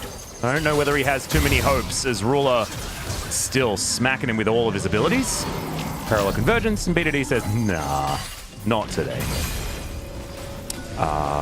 Scary. Not today, indeed. And this certainly is not their day, Afrika. This is going to be what looks like another big stomp by Gen.G over them at this point in time. Of course, it's not over just yet, but anytime you give Ruler a fed Ezreal, I would assume that the game is going to be over in their favor, probably 99.99% of the time. As a lot of nines. Yeah, it's 4. It's a lot of them. And nice play by Jelly, actually, to bring Rascal back. You can see that he's the one that gets Rascal out of position. Was playing pretty far forward. I'm not sure how he died after that. Oh, he threw him. Oh, that's how he died. Okay. Yeah. Well, maybe I didn't want to see it, as it was a little bit sad. Threw himself in just to get wrecked immediately by, I believe it was the Arcane Shift E over the wall. Either way, he did go down, and Ruler is rolling in it right now. He's got 11,000 gold, basically, and the next closest is 8.6 thousand. So that is one fed Ezreal. Fed's real. And now, Dread might be giving him even more money, as there's the headbutt. Pove, goodbye, Mr. Horse. As Ruler's not finished yet. Mystic, not going to get hit by the True Shot Barrage. Jelly might not be so lucky now, as he is going to possibly fall asleep. And will. And there's the flash forward. Q's going to pick that one up, as Fly gets chunked for half of his health bar just after the W's procced. That is just a demonstration of how much ludicrous damage Ruler is doing right now. Yep, he's just going to bring his team over to the Baron. They'll be able to take it here 21 minutes into the game, as Rascal is... he's playing with his food a little bit. Oh. That's probably not the champion that he wanted to see, but he's still going to go for it here, as Mystic is going to find himself, but oh no. This is not where you want to be. Keen, very, very close to falling, but now he should be able to create the distance. Oh, the Color Meek is going to pick that one up, and it's a 1-for-1 trade in the end. And meanwhile, Gen.G are going to be picking up the Baron. That's a big whoopsie there from Keen. He probably could have just moved on out of the way, but he didn't. He wanted to accept his fate, it seems, as we have Magias picked up now by Khalid. Only got 4 stacks, but that's enough stacks for him. And we really just don't see Alistar ever, but there's some crazy things that he is able to do, like that engage over the wall from the support position without having to use a flash or anything, of course, because of the headbutt. See, the nice setup with the double lilting lullaby. Cleanse has to be used on Fly, but it secures him the kill on to the horse. As, yeah, we're going to watch Game just stick around for a little bit too long, as thought maybe his allies wouldn't be able to finish the job. He also, actually, he had to get away from BDD. So it was either he goes into the Renekton and try to survive that way, or he gets killed by the Echo. So upon second watch, it does make sense as to why he did go back in there. See how quickly Gen.G can finish this one off. Baron buff still there as double passives. I get scared every time. Is Lilting Lullaby going to be available? As Ruler is solo pushing here in the mid lane. And yeah, he's like Super Saiyan Ezreal skin and certainly playing like a Super Saiyan Ezreal right now. Mercurial Scimitar is complete. Gets chunked a little bit there by the Command Dissonance. As Dread now trying to face off against the Crocodile here towards the top side as the Animal Kingdom coming out here. As Jelly's going to come in. Let's see what Rascal can do, but there's the showstopper to interrupt the slice. And with 4 people, they should be able to take him down, and they do. It's Mystic that actually collects the kill, who does have his 2 items now. It's way too late, but he does have them. Maybe that means something. Yeah. Oh, nice shockwave here. Yeah, Clid gonna go golden. As there's the Gnar back, but you can see the headbutt out just to get rid of him. Probably not what they really wanted, as Ruler's still at full health.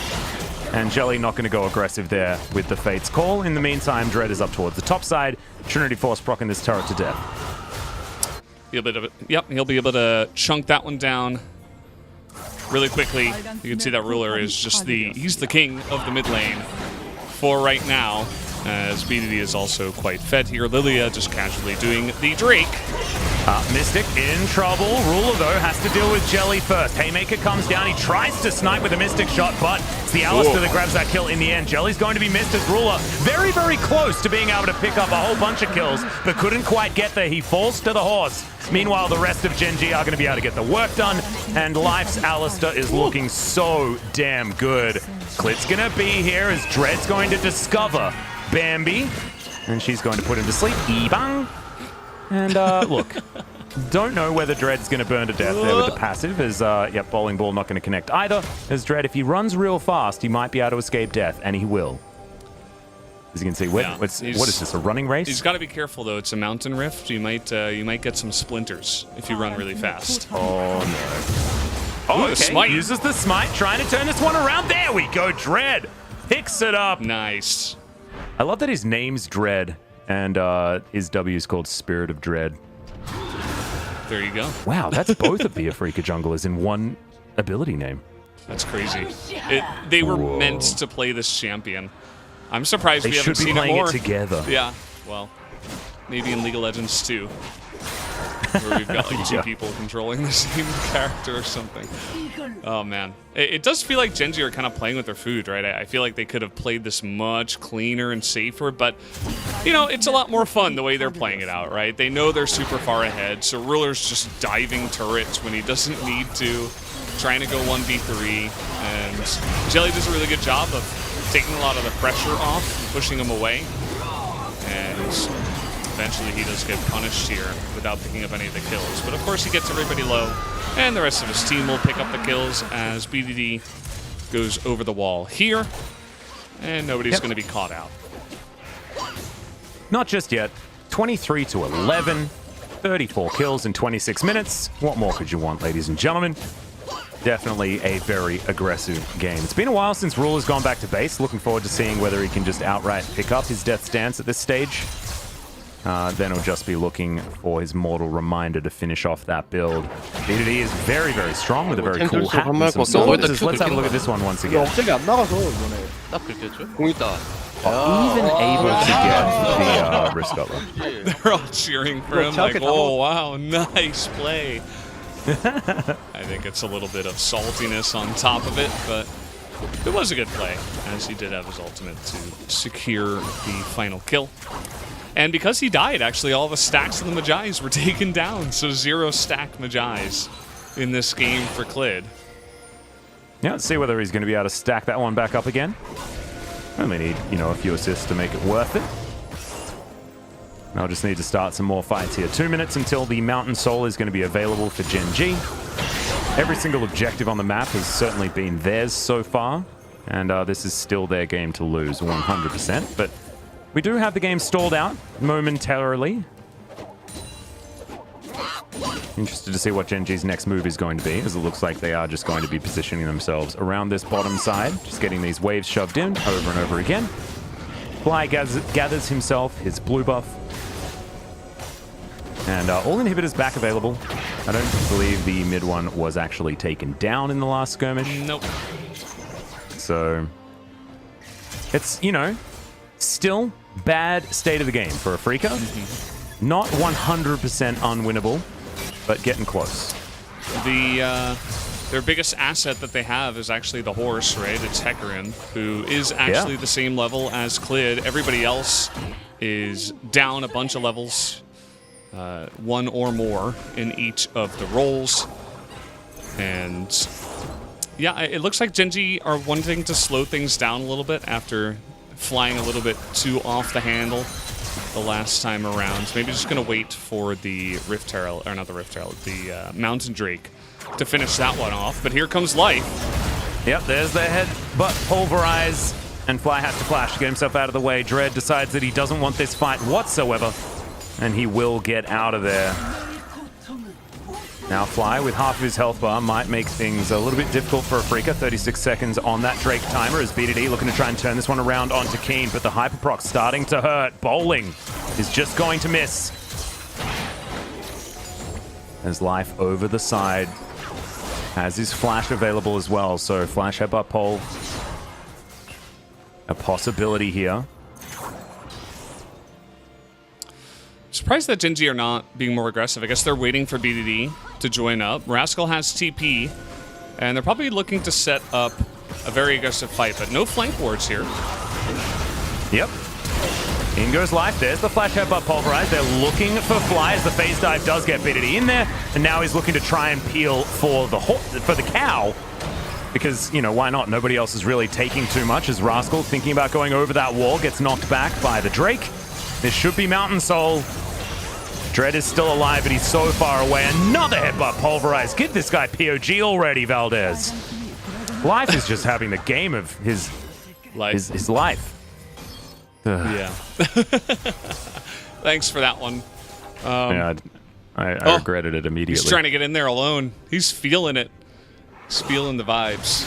And yeah, he's had a great game for sure. We'll be thinking about giving it to him. Absolutely. And looks like they're just going to take the Baron down.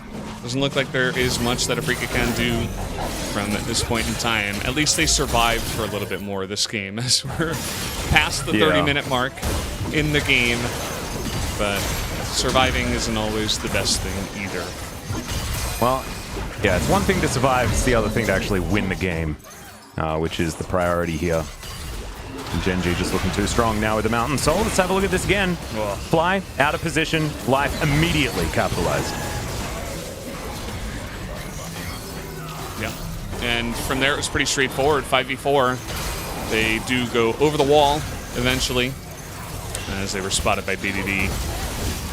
And did end up only getting the Gnar on top of all of that, so at least they didn't all go down. But there was nothing they could do to try to stop the Mountain Soul from being taken. So everybody's got some really sick weapons and items and all sorts of fun stuff on the side of Gen.G. I think they're just going to go for one final Baron push and look to end this game. You can see on Afrika's side they've got triple stopwatch They have some decent items of their own, especially the Hecarim. But again, I mean, it's a 12,000 gold lead here for Gen.G, so it is going to be a bit of a miracle if Afrika can stop this and somehow come back. Yeah, this is going to be extraordinarily difficult. BDD having to face off against Dread here, but I don't know who's necessarily stronger. 3-level advantage for the Echo right now as Life's going to come in.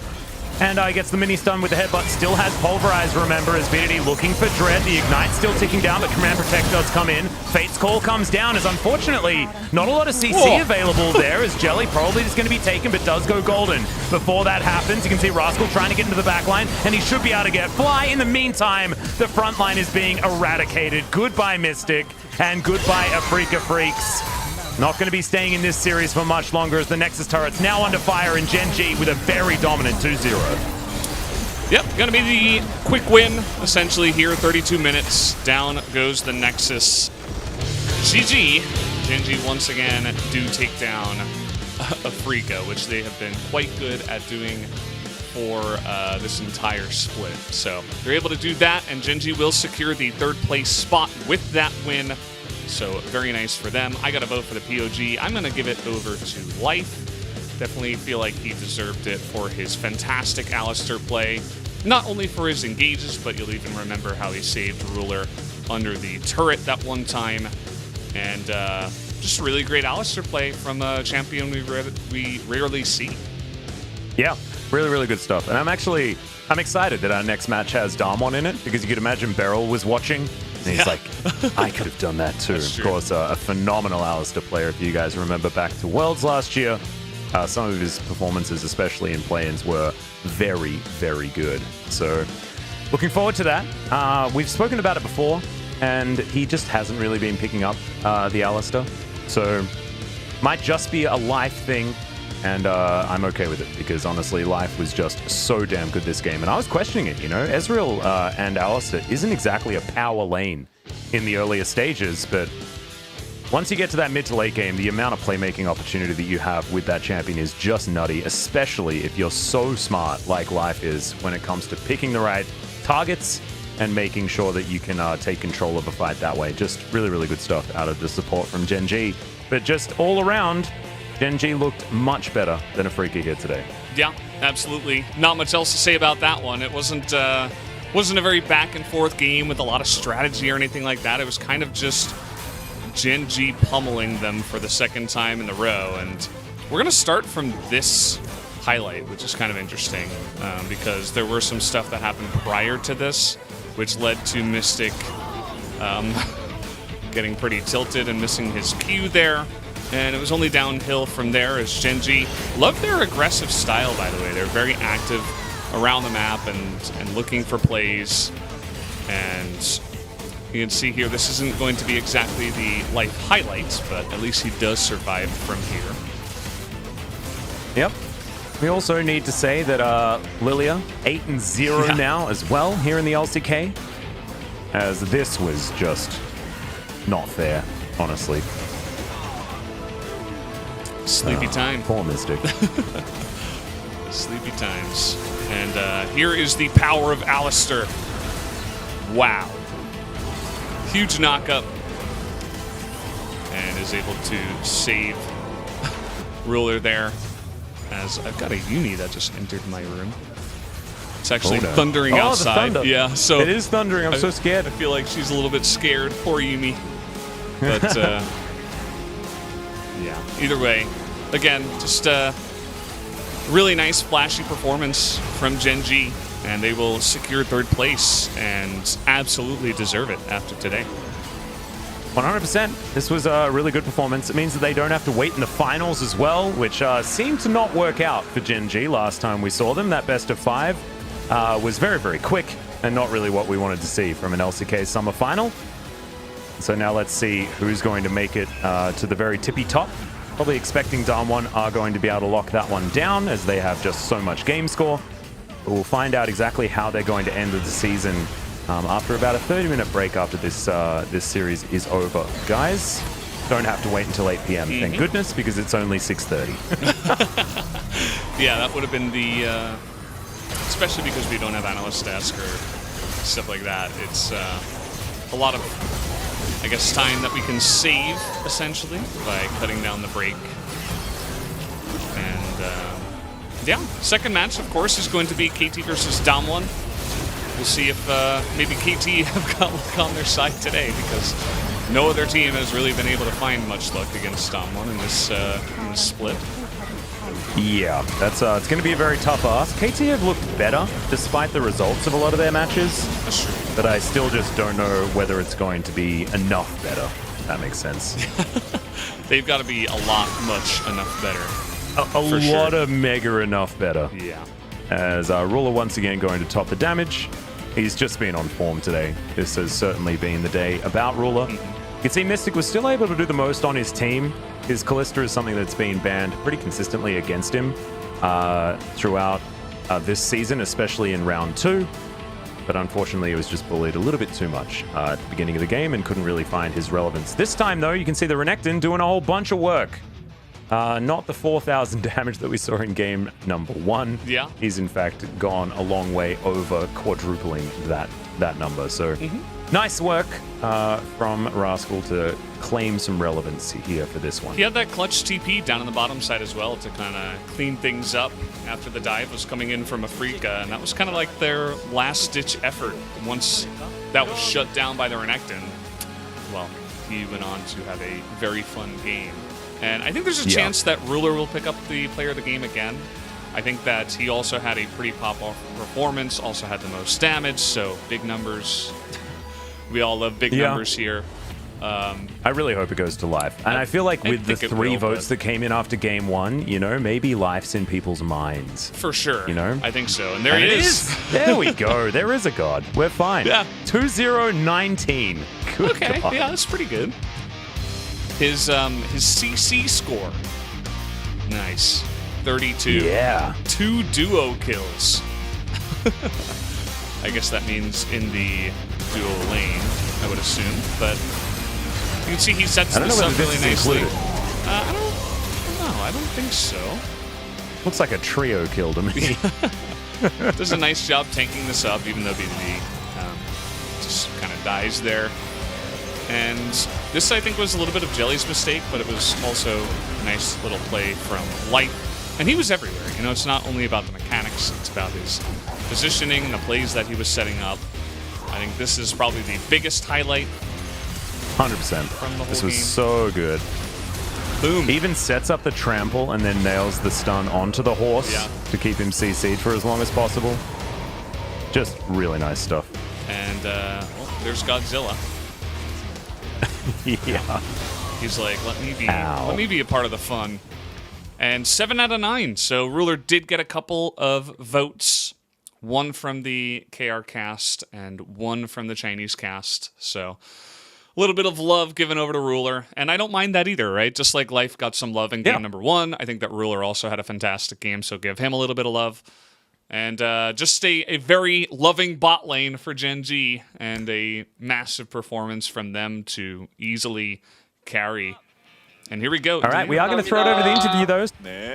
Congratulations on the win, guys. Let's hear from your bottom duos on the side of Gen.G, locking in their spot in the playoff round 1. How do you feel, guys? Ruler?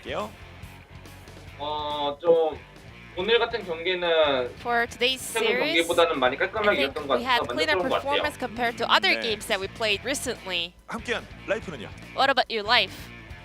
아쉬운 것도 좀 많았는데 I mean, we did make some 드디어 mistakes, 3위까지 해서 좀 그런 것 같아요. but I'm happy that we made to the 3rd place. 1세트 POG 룰러의 세나 Ruler, you got the POG game 1 on Senna, the first Senna game. 시즌 카드였나요? 어떤 의미를 가지고 있습니까? 세나 In the 픽은, last 첫 픽은. game of the split. 요새 What was the 세나 plan in that 픽이 pick? 제 개인적인 생각으로는 좋다 I 생각해서 personally 뽑아준 think that 거고 Senna 잘 is a good pick currently, and I'm happy that I was able to pick up a good result with this champion. 쪽에서 계속해서 맹활약하면서 게임을 And we had so many 풀어나가는데 actions 1세트의 going 경우도 on around the 쪽에서 bottom 순간적인 lane. 사고라든가 탑 쪽에서 We had some 상대방 accident in 기회라든가 the mid 이런 lane 것들이 in game 겹치면서 1, and also 게임이 약간 Keen was 비벼지는 also 순간도 about to 있었거든요. pop off, 바텀 so the 선수들 game was 입장에서 really 게임 좀 close. So 어떤 how 식으로 did the 생각하고 bottom 있어요? duos 바텀 풀었으니까 see the whole 끝났다고 situation? Did you guys think that you're gonna win because you were in the lead? 첫 킬 때 With the first blood, 뭐 그 정도 생각해놓고 두 번째 킬 yeah, 때는 like 좀 we were 확정된 것 pretty 같아요. confident, 잘 and then 빠져서 the moment we got the 이렇게 second kill in the 잘하니까 bottom 기대를 lane, 잘한다고 I was pretty confident 위에 because 말해줬던 것 Ruler is such a great guy. I knew he was gonna just carry the game. 친구 뭐예요? 고맙다는 뜻이에요? 룰러 What was 어떤 that 의미였습니까? gesture about? 아 너무 고마워가지고 I mean, I just wanted to say thank you because I also believed in life. I'm happy that he performed so well. 2세트 때는 또 알리스타로 기가 막힌 세이브를 Life. 보여주면서 사실상 You had 바텀 쪽에서 super 다시 한번더 safe 게임이 on 터졌었는데요. Alistar. 또 알리스타가 In game number 눈이 많이 2. 갈리잖아요. And we have different route choices for Alistar. Sometimes people go with Aftershock, sometimes some players go with Face Rush. So what's your standard for choosing the rune for Alistar? 여진 같은 경우는 그냥 For 라인전에서 Aftershock? 더 빡세게 하려면 여진이고 그냥 Well, if 무난하게 you want to 호감 go 볼 strong 거면 for the 그냥 laning 난입 들고 하는 phase, 것 같아요. or if you want to go really to the late game potential, so it all depends on your playstyle. 그리고 릴리아를 2세트에서 뽑았거든요. 닐리아까지 Lilia, 한번 초상화 Nidalee 띄우다가 game. 릴리아를 바꿨는데 Were also some of the match points here, and you guys were hovering Italy in the beginning and locked in Lilia. 저게 승리 큰 뭐가 되나? 뭐 이런 느낌 드는데 룰러가 Tell us 생각하기에 more about the Lilia pick. How do you rate this champion? 저희 팀은 좀 좋다고 I think Gen.G kind of values it a lot. That's why we played it today, and also Clid was also quite vocal about it, and we had good results. 오늘 미스코와 1대1 대결에서 And 보이스가 공개됐었는데 we had 룰러가 this 약간 1v1 situation going on with Mystic. 그때 어떤지 말씀해 주시죠. So what was exactly going on? He was going forward. 제가 이제 라인 탔을 때부터 저도 솔킥각을 계속 보고 있었는데 I was looking for that solo kill angle during the laning phase, 솔킥각을 보고 있더라고요. and I guess Mystic was having the same idea, and I was feeling pretty comfortable. 뭐 전멸까지 아끼면서 완승을 거두는 He even 모습이었습니다. saved 자, 이제, his flash with that 이제 각이 fight. 확정됐거든요. And you 그래서 guys are 팀원하고 now 아프리카와 on 이제 the playoffs 붙게 될 텐데 round 1. 만나고 싶은 상대가 누구인지 Who do you wanna 가능할지요? face, 먼저 Africa or T1? T1한테 많이 붙었어서 We lost to T1 a lot, so I wanna get our revenge. 네. 네, 강팀 판독 끼는 거죠. 네. 자 그러면 What about you, Ruler? 저도 비슷한 생각으로 T1한테 same. 많이 졌었고 We lost to T1 for many times. We got zeroed by T1 in the last final, so in these playoffs, I wanna give it back to T1. We wanna stomp them 3-0. 끝으로 팬들께 저희 Ruler, 밀어주세요. 한 말씀 any last 부탁드리겠습니다. message for your fans? 믿어주셨으면 좋겠는데 I hope our fans 준비 trust 넣을 것 us. 같긴 해요. 근데 그래도 좀 열심히 I mean, I know why they don't trust us, but we will prepare really hard and come back stronger, and I always appreciate all the love and support from our fans. 나도 더욱 더 팬들이 젠지의 활약을 믿을 수 Live. 있습니다. 다시 한번 승리 Once 축하드리고요. again, congratulations picking up the POG and also over to 감사합니다. Ruler. And this will be the end of the interview with Ruler. Live, the bottom duels of the Gen.G, and I'm gonna pass it back to our casters. Thank you. Thank you so much, Jisun, for the interview translation. Great to hear from Ruler and Life, the bottom lane of Gen.G. And unfortunately, this means that BDD doesn't officially lock player of the game for the Summer Split. There is a chance in our second series that Showmaker can equalize with him on 1,300 points, but it will take back-to-back player of the games, which is going to be a difficult task because there are a lot of good players on that team. For sure. And just like we saw here, BDD surrounded by good players himself, not able to pick up any player of the games, even though he had some decent games today. As we did mention with this, T1 only have one game left, so they cannot overcome Gen.G's position. So Gen.G do secure third place. And you can see that DRX, they've got one game left of their own, but even if they do lose it, they will still be ahead. So pretty much everything is kind of set, right? Gen.G's in third, Africa definitely in fifth, T1 definitely in fourth. And unless Damwon lose, this is going to be our list of teams in the playoffs. Yeah, exactly. It will still take a win against KT to just confirm that. And then DRX will, of course, have to beat T1 as well. If KT are able to take that game, it's going to be very difficult for KT up against Damwon, who are on an absolute tear. Remember, guys, if Damwon get a 2-0, they will be at plus 29 points, which is the equal record here in the LCK. with 2015 SKT. And we all remember what that team did. They won Worlds. Yeah. They looked like they were completely unstoppable. So a definitely good sign for Damwon. Our next match, of course, is going to be that one. Looking forward to seeing whether they are going to be able to continue their dominance and make it towards that top spot. But ladies and gentlemen, it will be about a 30-minute break. Go and watch some Games Done Quick or something like that and donate to some charity. And we'll see you back in 30 minutes for our next match of the series. We'll see you very, very soon.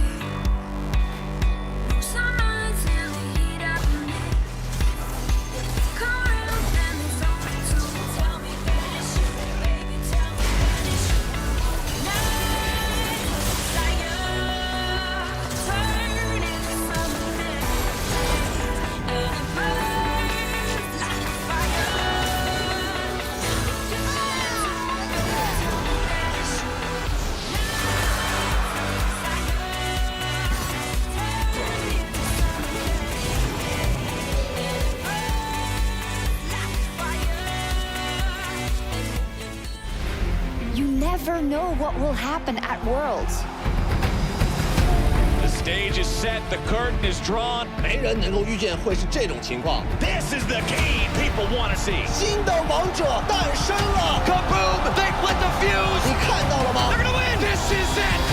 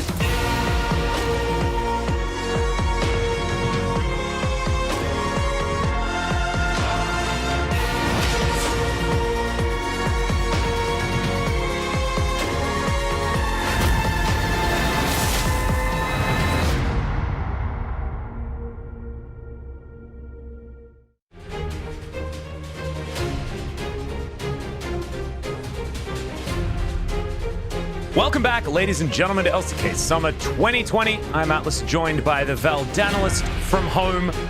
Just to remind you guys, we have had some COVID issues going on here in Seoul, and so we have made sure that we raise the safety, and that means staying at home and broadcasting from here. And thankfully, this is esports, so we can do so pretty comfortably. So welcome to the show. It's going to be the last match of the night.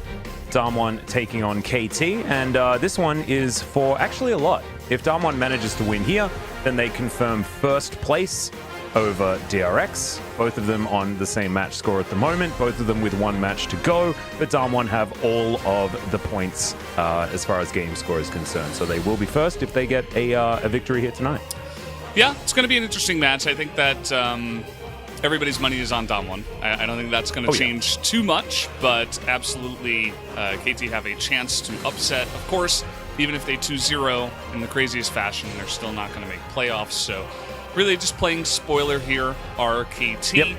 But as we mentioned, it's going to be difficult. So curious to see how this one is going to play out, and if Damwon are just going to crush KT like they have to pretty much everybody else, including the second place team in the LCK. As you mentioned before, if they do get a 2-0, they will tie 2015 Summer SKT, a team that went to Worlds, that had Marin, who had the most solo kills in the one split. It's an insane team to be compared to, and Damwon are super close to being the same. I think 2015 SKT is probably the most dominant team to have ever existed. I don't think that there is too much of a counter argument to that. I mean, maybe Samsung White, but even they were a little bit erratic at times. That team was just too good. That was back when it felt like Korea was just going to win forever, and the West was doomed. And so now, thankfully, the LEC has stepped up. So things are certainly a bit more, West favored than they were maybe in the past. But let's see whether Damwon can actually utilize that one. A 2-0 here tonight will get them to a +29, which evens out with that team. So very, very exciting if they are able to do so, but they still need to do it. Up against KT, we've got one shot left for Worlds Qualifier.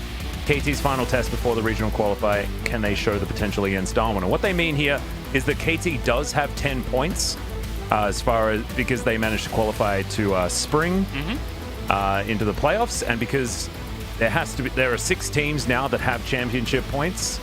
It means that they will be automatically qualified into the World's Gauntlet, and they will likely be going up against Afrika unless Afrika can upset against T1 in the wildcard match next Wednesday. Yeah, and the interesting thing about KT, I know a lot of eyes are going to be on Damwon, but the third point there, Smeb, he is actually looking really good nowadays, which is quite exciting for old-time fans of Smeb and League of Legends. They know how dominant Smeb used to be and how it was pretty sad when he essentially took time off to try to regain his form. Well, it does feel like he is getting back into form. I don't know if I would say he's in prime form compared to what we know his prime form to be, but he's getting there, and that's pretty exciting for next year, and seeing what Smeb is going to be able to do on whatever team he's on, if that's KT again, or whatever teams make it into franchising as well. And he's going to be up against Nuggery, who is a crazy top laner right now. Always cited as at least top 2, if not top 1. And so that's going to be a really nice clash that we do have up in the top side. I think the one thing that we can expect is that they're going to be very aggressive towards the top side. Having a look at the stats, Damwon, they've got pretty good ones. First turret, they are first in the league. Baron percent, 100%. I don't know what that means. They're the only team that gets Barons in their games. I guess maybe that's what it is. First blood percentage, top of the league. KDA top. Dragon percent, abysmal second place. Wow. Just disgusting. How dare they? This is our team that we're sending to the finals. I can't believe it. Yep, this is unacceptable. Second, but at least whoever's in second place heading into that final, they'll know the Dragons might be theirs. Yeah, I wonder who's first. Not actually. That's a good point. Yeah. Not sure. It is round 2, so it might actually be T1. Because T1 has been focusing a lot of Dragons in round 2, but I'm not entirely sure who's been able to pick up the most. Maybe DRX, because they've been winning the second most in comparison to Damwon. But we'll have to find out. KT, not with the worst stats, but definitely not with great ones, as their first blood percentage is incredibly low, especially when they have Malrung and Bono. Like, these are junglers that are very good in the early game, but their first blood percentage hasn't necessarily been up there. Malrung is going to be starting. Yukal is back in the mid lane as well, so it's not going to be the Rocks boys in the solo lanes. No changes here when it comes to the Damwon lineup, as we could expect. And this is going to be our key player matchup. Smeb versus Noguri up there. Noguri is, that's a lot of firsts. I think even LS might be impressed by this one. He's just insane. I mean, it's notice that we take stats that are not only, you know, game stats, but also lane stats. So it's not just that his team is winning every game, although that will help in the fact that he has Canyon to support him, who is pretty much the best jungler right now in the LCK. I mean, that also does help. There's no denying that. But at the same time, to be first in 6 different stats in the top lane is quite impressive. But take a look at Smeb, second in 4 of them. Definitely is going to be challenging Nuguri, essentially, especially in that top lane. I can't believe that the gold difference at 15, he's in second place, and he's down 900 gold compared to Nuguri's advantage. Just shows how much better Damwon are than every other team. Yes. It's just insane. That's that stat by itself.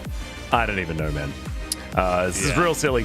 I think there are a lot of key player matchups here in this particular game. Not necessarily based on player versus player, but the role being so important. And I think that you bringing up Canyon being probably the best performing jungler in the LCK at the moment is going to be very important in this game, because Smeb has been playing the Lucian, the Renekton, very aggressive picks towards the top side, and he will need to be kept down. It's not going to be easy, but we'll see what they can do. I think that perhaps banning Nidalee could be a nice start. Certainly Canyon loves his AP junglers, especially Nidalee. You know, you can start with the ban there. He's got a very deep champion pool, so you're not going to ban him out or anything like that. But I just quote the Nidalee because that is the scariest by far. As Zoe is going to be the first ban here up against Showmaker. Don't mind that either. Yep, Showmaker, a very good Zoe player. It's his most played so far this season. But to be perfectly honest, I'm more scared of his Kassadin than anything else. Caitlyn going to do the first ban here over on Damwon's side is no sets to be coming out, says KT. Not even looking for that first pick, as I believe they'll be looking for an electric bear in the jungle. Yeah, most likely. But again, that is something that can be countered a lot by what Canyon likes to play. So let's see what Damwon wants to take away. They're going to take away Lucian. So Lucian solo lane, Lucian in general received a buff on 10-16, which we are playing on, so it does receive some more bans nowadays, especially against teams that do have the propensity to play it. Smeb, of course, would happily jump onto that top Lucian, give it a chance. Yep. Final ban here for KT. Let's see what it's going to be. And the Camille taken away. Very interesting. We know that Noguri does like to play it, but the Renekton still available. We might be cruising towards a Renekton first pick. I'm a little bit frightened, but it may just be how this one is going to go. Yeah, I wouldn't be surprised with the amount of priority we do see on that pick nowadays. Damwon is taking so long with their bans. I feel like, especially these last two, down to the wire, and KT is definitely a team that relies on aiming to carry a nice amount, and so banning out 3 AD carries. Of course, Lucian can be flexed again, but taking a lot away from aiming here in the pick ban to start, which does mean that KT will get TF to start off with. That is a champion that Showmaker is extremely scary on, so they take it and take it away. And there is our good friend Renekton. Yep, Renekton center to be locked in here. Malrung almost has to play Nidalee. Like, if they leave that one open, it's going to be real scary. Center going to be locked down here for Ghost. They banned the Ezreal, and Ghost is definitely best suited to a Senna or Ezreal style of play. That's what they're going to go for here. As Jace being considered. Jace into Renekton, certainly a matchup that Jace can do decently in, especially with his hammer form knockback. Yeah, and now Yukal, what is he going to be locking down? They may just take a jungler, and I still do want the Nidalee. Yeah, it's a question of, do we go for a high-tier jungler right now, or do we have to pick an AD carry because there were already so many bans, something that can deal with the Senna? You know, Aiming might just hop back onto the Jhin if he does feel like it. Actually, Ashe was still available, so Ashe going to be the obvious choice here. That does get selected. But again, Damwon can pick their jungler here and then ban out a couple of junglers if they would like to. Yep, I think Nidalee needs to be picked. I don't know. Feels a little bit strange if it's going to be left to the wayside, especially with Renekton already locked in. 5 seconds to go. I mean, they could take Lilia if they wanted to, but I think that Nidalee Renekton is just too strong, and it's Canyon, right? This guy got a pentakill on Nidalee. Give him his damn champion, and they are going to do that. So now, with some bans to be coming in, may just be a bottom lane focus here from Damwon. Get things away from Tucson, potentially. Yeah. Tucson has been stepping up his performance. He had a bit of a slump in the middle of the season, but has since been coming back. It was when he was a little bit ill as well, and we had to have Smeb support that managed to take down DRX. Yeah. And amusing things happen here. I love how KTs show where their priority is as well with the picks. Like, they could have avoided taking Jace and had a rougher matchup for Smeb in favor of taking a Nidalee or taking a high-tier jungler or something else like a Karma that does get banned here. But instead, they're like, well, Smeb and Aiming are our carries.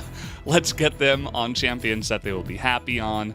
And they were able to do that at least. But let's see where Damwon try to pinch the rest of the draft as the Karma going to be taken away from the bottom lane. And Skarner. Okay. All right.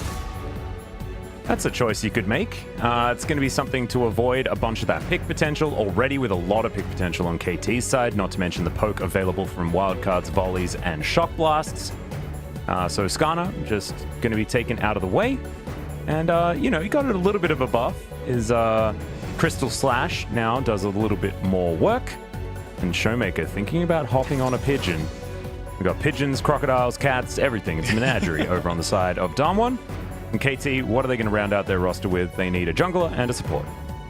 That they do. And I'm kind of surprised that Beryl just waits. They're going to give the counter pick to him, which is something you can do, but I thought maybe they would hold it for Showmaker, but I suppose they already know that Twisted Fate is coming out here, so no reason to do that. And Hecarim's going to be picked again, so Hecarim slowly but surely coming back into the meta, as we saw it earlier on today. Did take another loss. It's currently 0-3 in the LCK, but we've seen some of its potential, let's say.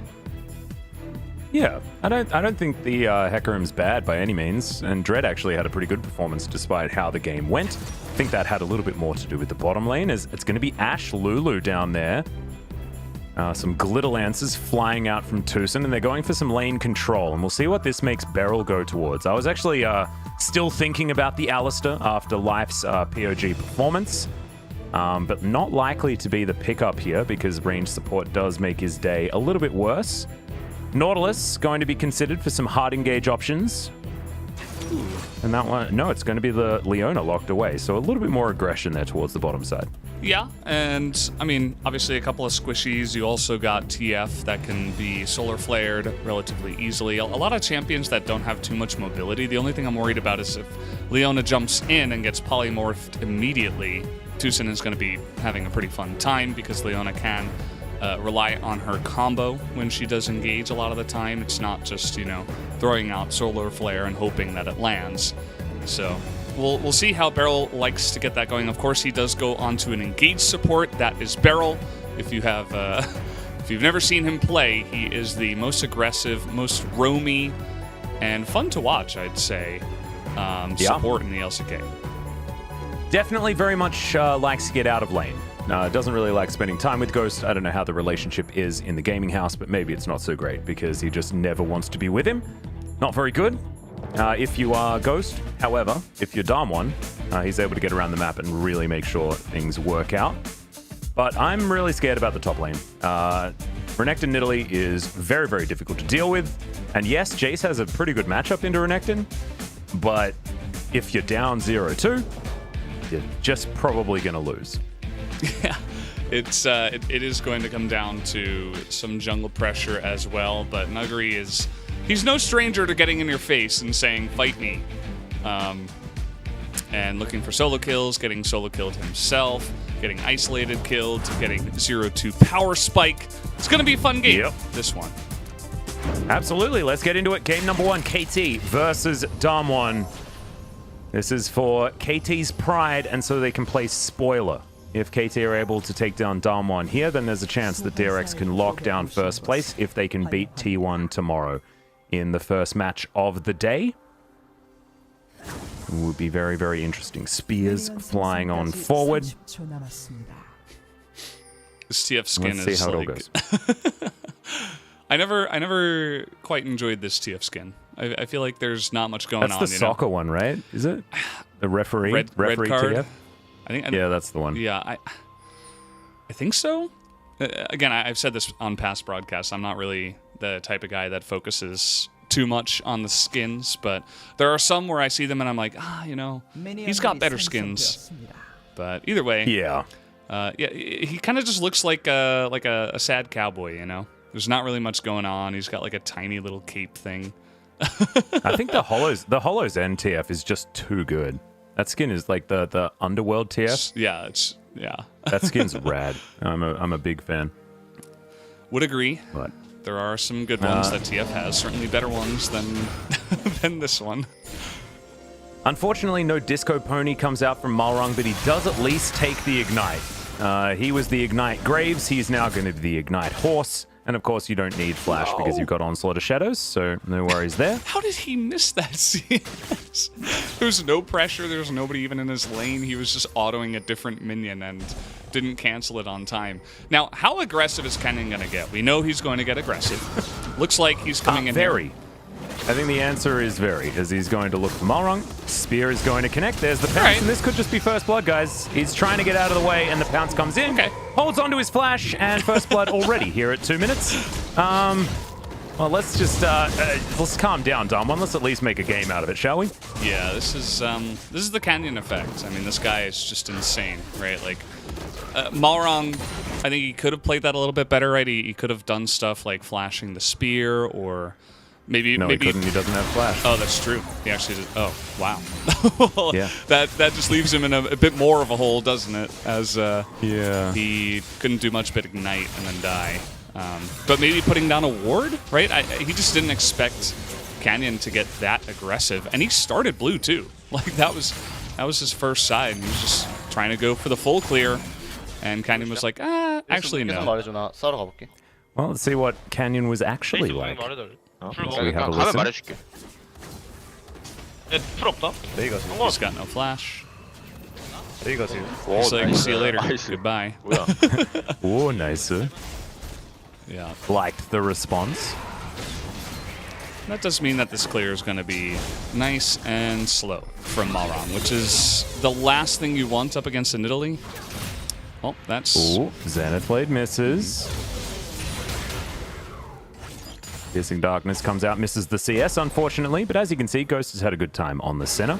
Oh boy. Currently over a 75% win rate, which is definitely good news. 3 buff going to happen here, as I guess it's technically a 4 buff, because Canyon did have the blue that Malrung decided to farm for him. It's like a 3.5 buff. Yeah, it's a lot of buffs, as I've been ganked by Rengar again. Valdez.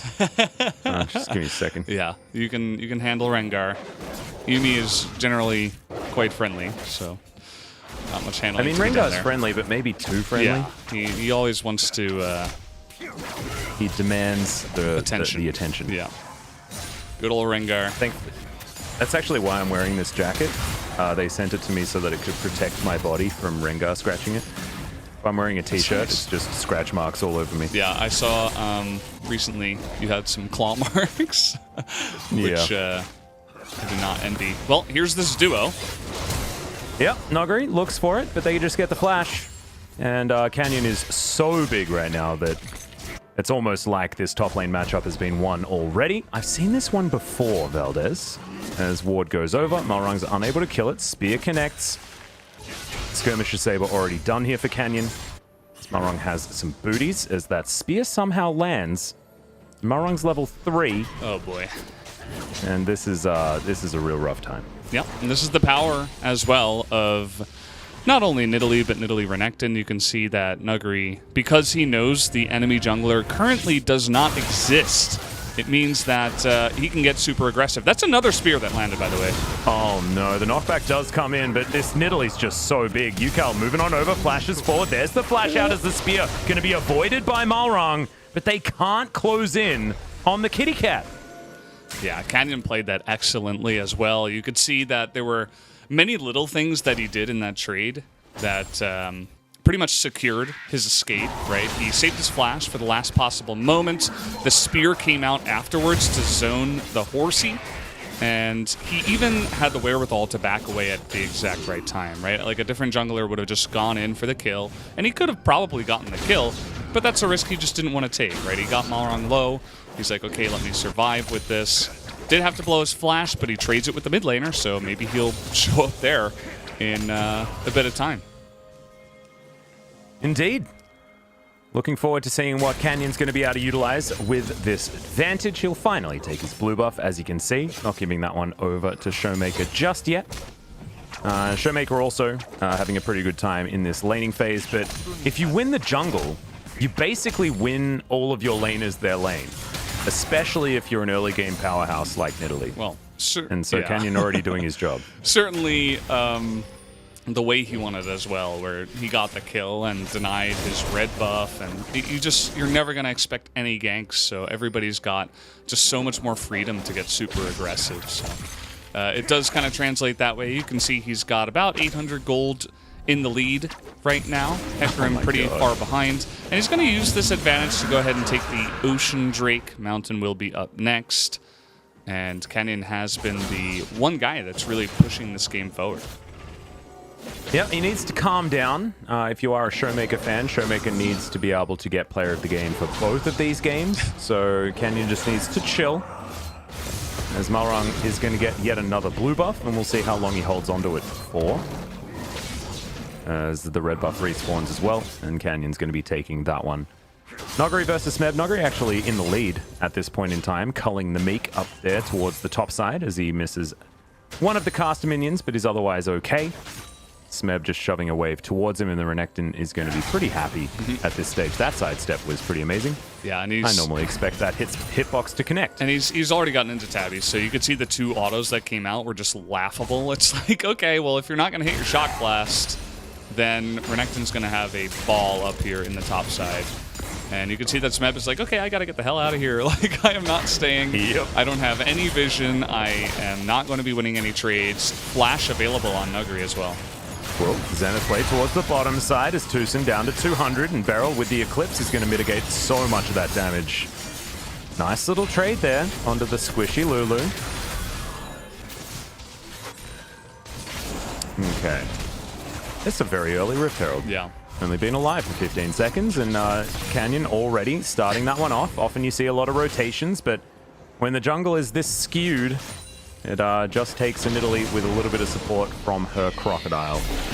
We're able to lock that one down. Am I allowed to vote for the player of the game at 8.5 minutes? Because I kind of have if it's Showmaker. an inclination to go ahead and vote for Miss Nidalee here, but we'll see how the rest of the game goes.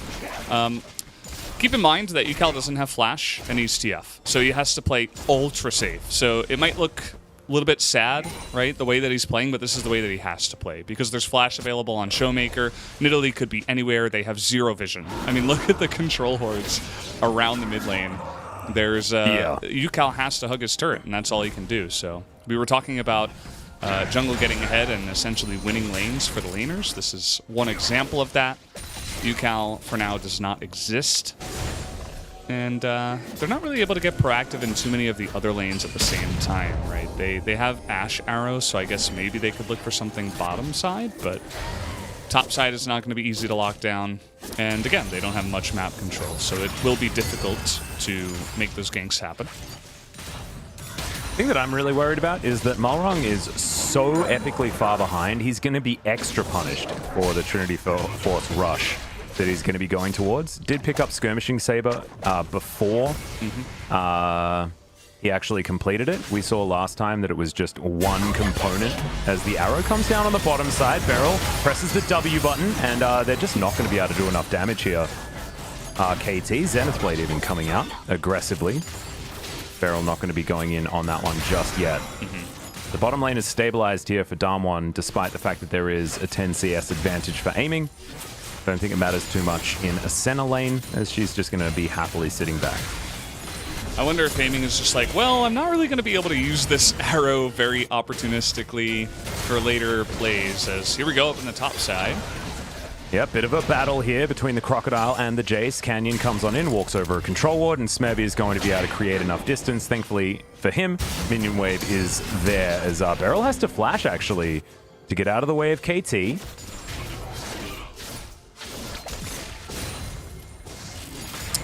And they're actually going for something down here. We got TF and TP coming into the bottom side. Yeah, let's see what Yukal can do here with his first Destiny. 5 members underneath this turret. Nogari's teleported in. They're trying to deal with the minion wave first, but already the center has been taken down. The big old Crocodile will deal with the Twisted Fate, but it's a double kill. And only one picked up for KT. Good flash out there from Tucson to make sure that the Emperor of Shurima's not going to take too much. Meanwhile. And in the meantime, Canyon takes down a turret top lane, and Shelly's going to be able to get a second shot. Oh, what? No vision! And Tucson's just gobbled up by the Crocodile. He's looking for more too. He's like, who else is left here? Let me tear down this city. He's gonna stop all the backs. It's so annoying. You've heard about the 0-2 power spike. I give you the 2-0 power spike. Let's see how he's gonna be able to get out of this one. He's actually going for the aggressive trade, and will get booped underneath the turret. So I cast a curse the heck out of good old Nogari there. He is going to take his first death and even out the kill score after a decent trade for KT on the bottom side. That's just a typical Nogari play, you know. He's like way too far forward where he should not be. He needs to know that the enemy laner could potentially have switched to the teleport, but maybe a little bit too little too late on that one. But yeah, probably shouldn't be running down the lane that aggressively. But again, it's just Nogari things, as they're trying to turn this one around onto Yukal. Yeah, snare comes through. Land the Shield of Daybreak as well, as gold card will be eaten. The Beryl is otherwise unfazed. Canyon turns up. He's going to clear out of control ward as Tucson. He's so squishy, and it's so scary with the Nidalee here on the prowl, looking for anyone to take down. Yeah, if I'm him, I just run at the Mountain Drake, probably. He's looking to take some camps at the same time, so he'll do that first. Tucson's got to be careful. One spear, and he could probably be dead. No flash, no exhaust available, so he's got to does have wild take it slow. growth, so at least there's that for a bit of health. But you're right. I think that if he's discovered, it's going to be a really rough time. As one turret plate goes down in favor of the Jace, there's now a Solar Flare to slow him down, but he's going to get stunned up and taken down. Smeb not going to last too long here as the Mountain Drake taken down at the same time, and thankfully for KT, it's going to be a Cloud Soul this game. Yeah, well, that spear is going to go wide. And you can see that Smeb, he's like, oh, Nidalee's bottom side, probably going to be on the Drake. This is my moment to try to get some value on the opposite side of the map. But he forgot he was playing against Damwon. He forgot he was playing against Beryl, who is always going to look for that top side gank, especially at those really opportune times, where he knows that Smeb is like, well, probably can look for a little bit of value, some plates. So he does get taken out. Here on this dive, you can see they actually get a massive play with the wild growth and Jace. Everybody's jumping in, and it looks real good to start off. But then Nuggery is here, picks off one. Tucson gets super low. And for now, it's a 2-for-1. And eventually, you can see that he sees the backs coming in and just swipes forward. They were on vision for a long time in that brush. That was quite interesting, the way that one worked out. And again, meanwhile, Nidalee was pushing the top side. But of course, Nuggery, he's just a really generous guy. So he says, here, I know that was probably a little bit traumatic for you guys. Let me give you a kill and help you get back into the game. And he does so. What a nice guy, like you say. Nuggery likes dying. He does. He just, he's always playing aggressively, always looking for the opportunities, and he's still ahead by a huge margin. 22 CS, and he's currently not laning against anyone, as Smeb's still making his way back towards that top lane that he just has no right to be in, right? There's no turret. He can't be pushed up anywhere, and he will just be punished like he was mere moments ago. And yeah, Damwon having the map control, they're going to pick up Shirley here very early on. And probably look to send that down mid lane, I would imagine. As here comes Nuggery again, 2 levels above Smeb, just casually.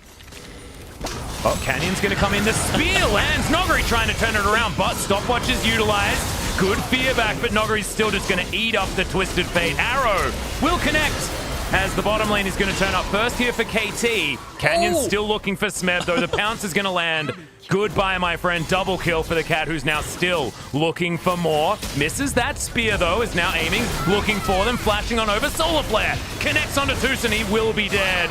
Showmaker gathers that kill up, and I think that you can write that one down. Canyon's taken player of the game for this one. Yeah, I don't think there's much competition for anyone else. This guy single-handedly carrying his team. It's crazy what he's able to do. Now he's going to get immense pressure in the mid lane, and he's all over them. I don't know.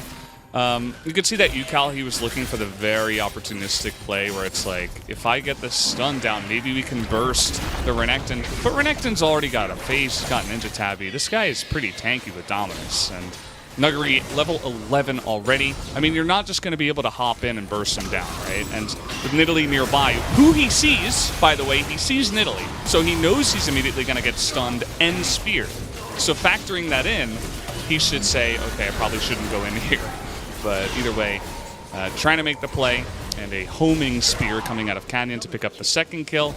Messes up a little bit here, but I mean, nobody's perfect. Still able to follow up and help do a nice amount of damage to secure yet another kill. Looks for the spear onto Ashe, but he was long gone. So 3-0-3 has 5 stacks on his Roa already at 17 minutes into the game. This is Canyon. Yeah, he's so strong. I think he put together the Rod of Ages at about 11 minutes into the game. Probably, yeah. So no big deal. Also got a bunch of armor in the Seeker's Arm Guard and the Ninja Tabi. Very, very strong. And you can see KT just have to run away from him. Oh my god. Okay, didn't hurt that much. Mikhail's now completed for Tucson. So not going to get just insta-killed by one spear. Canyon's not that far ahead just yet as UCal trying to farm things out here towards the top side. But I don't think he's going to be able to stick around for too long as Ghost up here to pick up the minion wave. And Beryl will be joining him soon. But the map is just really dark for KT. You can see, look at the control ward line, especially bot side of the map. That control ward that KT don't feel safe enough to clear in their own side of the jungle. It's not what you want to see. Yeah, it's pretty rough. This is like a prime example of Diffie and the Jiffy, right? It's insane, the difference right now. I mean, he's almost 3,000 gold ahead at 18 minutes. The majority of Damwon's gold lead is coming from just one roll. It's not something that happens often. At least Lulu has Mikhail's now, so maybe some of those stuns and engages that Damwon have been putting on will be negated just a little bit. As you can see, there's a play trying to be set up here on the top side. We'll see if they can dive again. Yeah, UCal's going to block them off as Beryl's pushed back. He's super tanky though, and Marong's just dead. I don't know what he was trying to do there, as now Smeb is going to suffer the same fate. And that, ladies and gentlemen, we call an int as Beryl holds onto his stun for the most amount of time possible. Oh my god. Oh god, 8,000 gold before 20 minutes. Oh man. This game's done so, Valdez. That's one of the most unfortunate things I've ever seen in the LCK. Like, it's like, nice dive, guys. I'm going to teleport back home. And he does it in front of Leona. I wonder whether she'll be able to interrupt me. FF20, guys. I'm AFK in the fountain. Good luck. That's kind of what I felt like he was saying there. Man, it is just so unfortunate for KT. I don't want to, you know, be too negative towards them, but at the same time, like, this is just one hell of a stomp. And it really is the Damwon effect. And keep in mind, guys, that it's not just KT that they do this to. I don't think it's because KT is a bad team that this is happening. It's just Damwon is unbelievably good. And they're super far ahead at this point, They recently did this you know? to T1, yeah. right? Like, well, they did it to T1, they did it to not DRX. close either. Yeah. They've done it to Gen.G, and this is just so sad. This is so sad. And again, KT, they're looking to be proactive. You know what their comp does, right? It's Lulu, Hecarim, TF, right? They're really good at diving, but not when they're down 8,000 gold. And they're just trying to make stuff happen, but it's just not going to happen with Damwon responding with multiple teleports, the double teleport of Showmaker and Nuguri able to get there on time, and they've still got one extra with Ghost having one in the bottom side. Yeah, good old triple teleport to answer a lot of globals here on KT's side, but talking about compositions is pretty irrelevant at this point, is what it feels like. 7,000 gold lead at 20 minutes. Yeah, almost insurmountable. Very, very rough. Got Black Cleaver and Manamune completed already for Ghost. Damwon are going to be starting off the Baron. 20 minutes. Your move, KT. 20-minute Baron. They're not wasting any time with that. Meanwhile, Nuguri's level 13, and he's kind of just running at the enemy team. Well, Nuguri's going to flash to get out of the way of Yukal. Arrow is going to miss. And, yep, they're going to trade Nuguri's flash for Baron. He'll take that. Sure. I mean, Nuguri just doing what he does. And, you know, he's hit that 2-death spike. It didn't come immediately. It wasn't 0-2. It wasn't, you know, it was actually 2-0 where we started off. But he's hit that 2-death spike, so he's going to be super scary in this game. He's got 2 items. Of course, double Black Cleaver is kind of interesting. Something we like to talk about here very often, but it is. But he's not going to be fighting with the Senna. So you can understand why he's going to do it. Zenith Blade comes in, Snare going to miss as Yukal flashes away. Nuguri, in the meantime, is just going to be in that mid lane, pushing things out. Sand Soldiers go forward, and Malrong once again going for the engage. Canyon going to go golden immediately as Beryl finds the front line. Yukal down to half health, but Malrong, the one taking the brunt of the damage. And Aiming has to get out of there. They just don't have enough. The wallets are so heavy on Damwon's side. And Nuguri's just getting to work on the turret. He wasn't even bothered with that. Teamfight moves immediately back to this inhibitor turret. And with their Baron buff, Damwon are looking like Showmaker wants to go home when he's playing from home. It's ridiculous. He's like, come on, let's end it already. I gotta get the solo queue. Gotta make, you know, exactly. Gotta get my second account to second place on the ladder already. I'm wasting time. Let's go. Yep. And I think he's rank 1 at the moment, but yeah, you're right. He was rank 1 and 2. Yeah, and he needs that second account. That's all you can really settle for. Let's be honest. Yeah, he's got to get it up there. And I thought Damwon might have just like tried to end the game, but at least they're gonna stop on the 2 inhibitors at 22 minutes. And because the Drakes were taken so early, we might have a Cloud Soul at about 23 minutes into the game. As you can see the engage, it's pretty nice, right? But again, you were talking about heavy wallets. This is like they're pirates and they have a giant chest of gold. Or multiple. I mean, you can't just easily carry that kind of thing. You can dump that on the head of your enemies and it'll definitely wipe them out as well. So they are Davy Jones locker to the face. Yeah, they're reaching that level right now. 10,000 gold ahead, 23 minutes in. Yeah, there's 3 items on Canyon. He's also got a cheeky blasting wand as well. There is 1 Trinity Force and a small red rock that Malrong's put together. That's a gigantic jungle difference. And it's happened since level 1. I mean, Canyon illustrated this. He made it. He built it. He's the architect of winning in this particular game, and they are going to be able to lock down the Cloud Soul. And, I mean, Damwon have denied every single turret take. They've denied every neutral objective on this map. This has been utter domination. Only 4 kills. That's all KT have been able to do. Otherwise, they've basically been passengers. Yeah, they got a couple Canyon's of plates, gonna pop on over again. You know? Yeah, that's true. That's true. Top lane, Smeb got a plate. Great. There we go. And Showmaker, I like his itemization. Doesn't even go for the Lost Chapter. Just going straight strong items here. And it's because a lot of his damage is going to become just poke damage, you know? He's going to send in his soldiers, he's going to auto-attack a couple times, and then they're going to burn. And he'll do that again and again, especially when he's sieging. So it is going to be very valuable. As Canyon, he's just over here. He's like playing Spear Simulator. He's like, that's all he's doing, just throwing spears, seeing what he can Playing hit. darts, javelin. As Beryl is going to get chain CC, but will flash away. There's the Dawning Shadow to keep everyone alive and do a whole bunch of damage as Aiming has to run back to the fountain. Canyon, I mean, Yukal's looking for something, but I just don't think he's going to find it. Even if one of those gold cards goes off, it's not really going to be enough. As teleport back in from Showmaker, comes down with a new item, newly put together. We'll have to check in on what that one is. As there's a Solar Flare, aiming to get slowed down. Zenith Blade get Beryl right in amongst it. Nogri doing exactly the same thing. He is going to be turned into a cute little munchkin, but that's not what he's going to do once that happens. He's just going to be dominating the rest of KT alongside Damwon. They do eliminate the horse. Malrung's had an awful game today. It's he's getting the Mystic treatment. Yeah. Is what it looks like. As Damwon will clean up this game at 25.5 minutes. Yeah, it's pretty sad, but it all happened at level 2 as well. Well, Beryl's going in again. Smeb should be going down here as Showmaker's looking for him off towards the backside. TF takes a while to die, but eventually does fall down as now it's the bottom lane versus the world. Some lower health bars, but aiming just doesn't do any damage. It's just ridiculous. Noguri jumps forward. That's the double kill. Very delayed. As Tucson says, no, you're not going to get me. I'm sitting on my fountain with my horsey friend watching the Nexus fall, and that's exactly what they're going to do. Damwon, a statement game in game 1. Yeah, pretty much clapped them. Not really much else to say.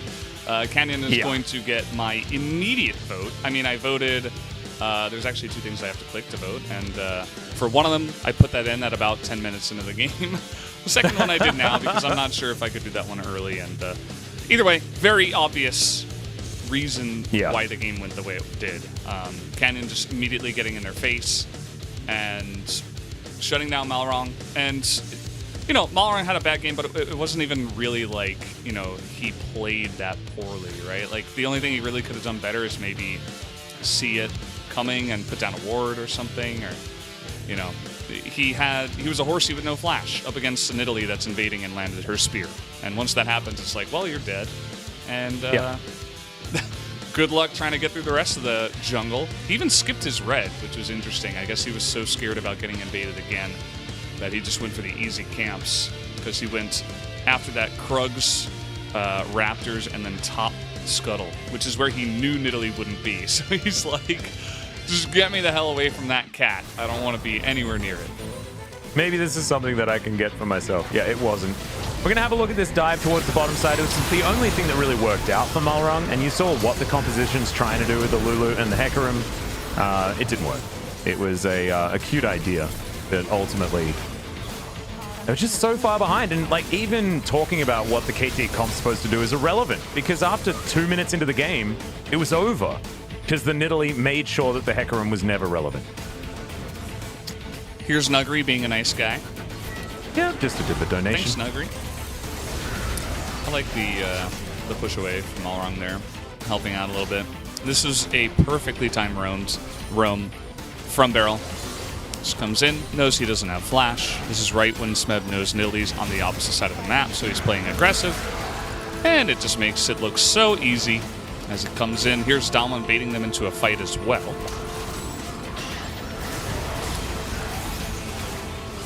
And you just know that you're going to get speared there. So I guess the only thing Yukal could have done is maybe teleport a little bit lower to try to stick near his teammates. But that was one angry cat. That was a very, very angry cat. I've never seen the mid lane be so irrelevant. It was just so irrelevant in this game. Yeah. Like even, like, I mean, Yukal started off some decent fights. I mean, this was absolutely insane. The reason they go for this, I have absolutely no idea. Double teleports come down, but even before that happens, I mean, Hecarim was just dead as the saddest teleport of all time. I don't know why Showmaker decided to ult, but I guess he just wanted it on cooldown. I don't know. He wanted the kill, you know. Trying to do that burst damage, snipe the kill. He's got to up his KDA. You know? He's got one of the biggest KDAs right now in the LCK. Yep. And I don't believe he died in this game as well. No. As we were talking about, basically irrelevant. Top damage in the game was the Nidalee. No, it was Ashe, actually. Outside of Ashe, yeah. She actually did a decent amount of damage. I didn't really notice it, but that must have happened at some point. So congratulations to aiming. There's at least something to take home, but otherwise just all bad news for KT. Yeah. I like their idea, but I just Nidalee into the Hecarim was just a disaster.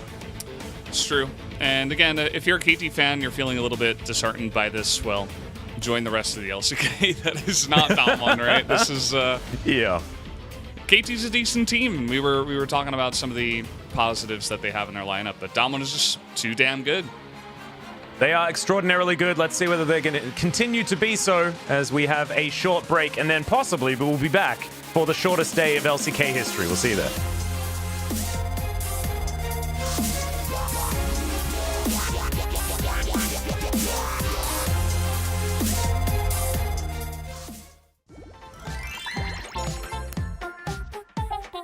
초대.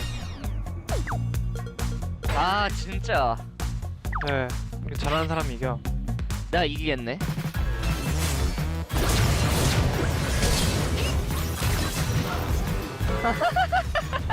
야 피오라로 따였대요. 아 거짓말 좀 하지마. 피오라가 어떻게 이렐리아한테 줘. 말이 되는 소리를 해줘.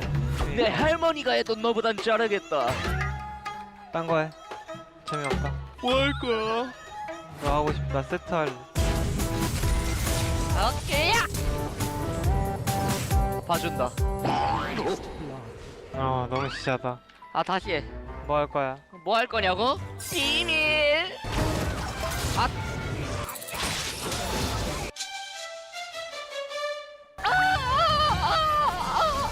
어?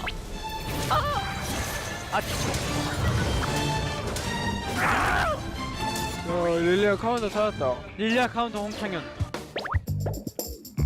밥 먹어야지 뿌기야. 당신의 패배를 인정하시죠? 저 개빨라 그냥 미친 챔프야 이거. 5킬 내기다 5킬 내기. 이러지 마요. 6킬 내기야 6킬 내기. 벌써 뭐야 이제 퇴장하겠습니다. 형 마지막.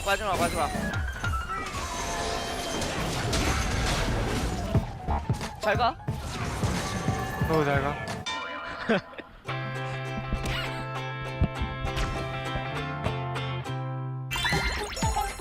세트대 몰배는 참고로 좀 천천히 가야 된다. 정글이 1대1이 별로라. 우리 탑갱 볼게. 나 이거 수 있고. 얼마다? 잡은 거 같아. 나이스. 천천히 하면 이거 정글 캐리가. 오케이. 나이스. 나 한번 가볼게. 탑 마테리아. 나이스. 잘만한데? 됐고. 나왔다. 아주 잘했다. 할만해. 100개. 용 쪽으로 보는 거야. 1분 40초. 그 전에 미리 정비하는 거 잊지 말고. 이만희 걸게. 풀렸다 이거.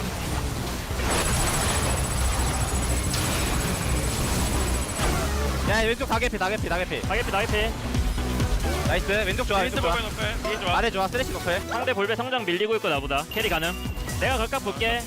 상동이 포지션 거기 잡아. 내가 걸각 볼게. 기다려. 이거 거는 거야. 이번에 걸게. 걸자 이번에.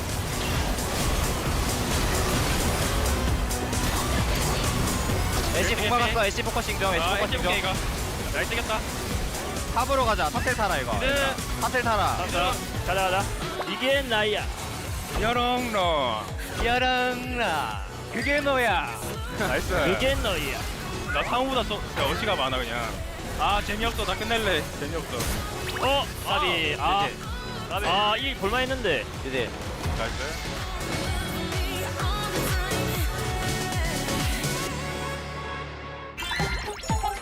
저 그냥 캐틀 할게요. 캐틀 할게요. 나 캐틀도 괜찮다 생각해. 집중해서 깔끔하게 이대합시다. 와우.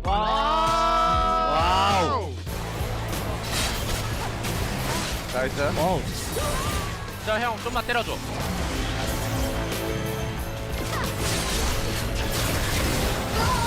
나이스. 일단 트레이드 잡고.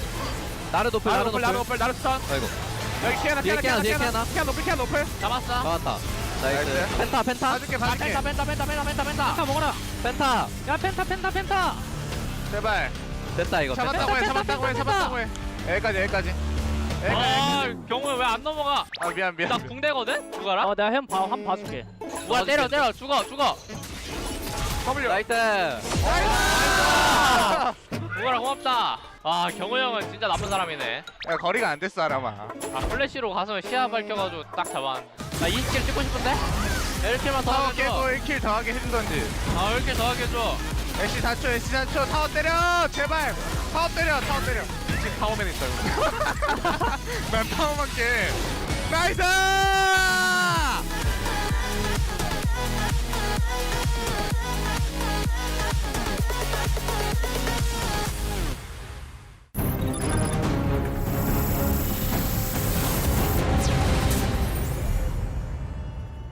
골프팀이 아니라 플레이팀. 플레이팀.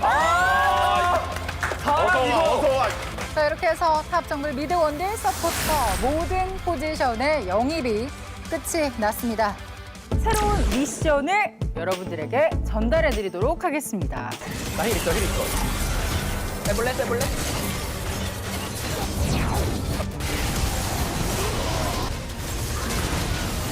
일로 와, 뚝배기! 나 잡을게, 이거. 공사용. 나 이거 한번 들어.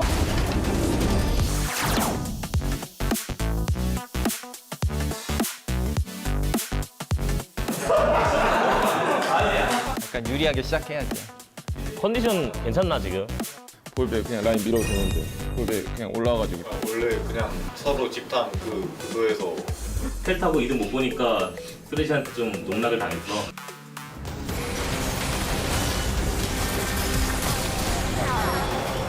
와 이거 완전 운명.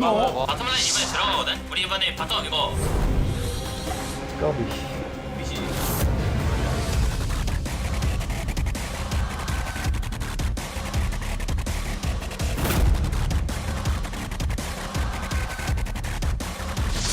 리그 오브 레전드의 새로운 전설.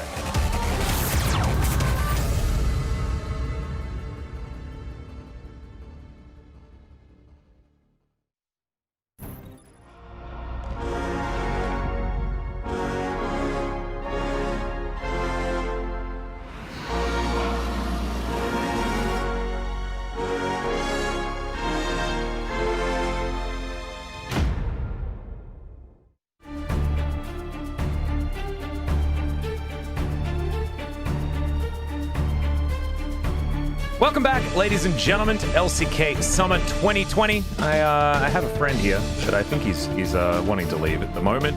But we're here for game number 2, Damwon versus KT, or technically KT versus Damwon. Damwon made pretty short work of the first game. It ended at about 2.5 minutes, as Canyon was able to, it was a bit of a disaster. I think Vivian was thinking about drinking my coffee, but decided he didn't want to do that, and now he's gone. Okay, so now we can get serious, get into our next match, and let's see whether KT can bounce back. Yeah, I mean, it's pretty disheartening, right, to go into Damwon and get crushed that hard. But a lot of teams have dealt with it in the past, and they've dealt with it by, unfortunately, going 0-2. Damwon are on pace as, by the way, Canyon does pick up the player of the game. No surprise there. Very, very obvious. Goal difference at the end was 4,000 in the jungle position, something you rarely see. All starts here. And yeah, this was the end of the game, guys. It was a level 2 Nidalee gank after getting 1 camp. The beginning and the end. Yeah, he had a very fun game in Nidalee. And we were talking about banning Nidalee or playing around it, or, you know, saying, oh, Canyon's got a really deep champion pool, but I think Nidalee would be the one champion you might want to ban. KT didn't do any of that. They let it go through. Canyon's like, thank you very much. I'll play this. And this is exactly what happens. Yeah. So. They had an opportunity to pick it away. Remember, it was picked 3rd pick on red side, as Canyon is going to move up to 1,000 points. This means that congratulations are in order. BDD has guaranteed to be our MVP or POG for the summer split as well as the spring split. I think as far as in 1 year is concerned, he's accumulated the most POG points of anyone ever.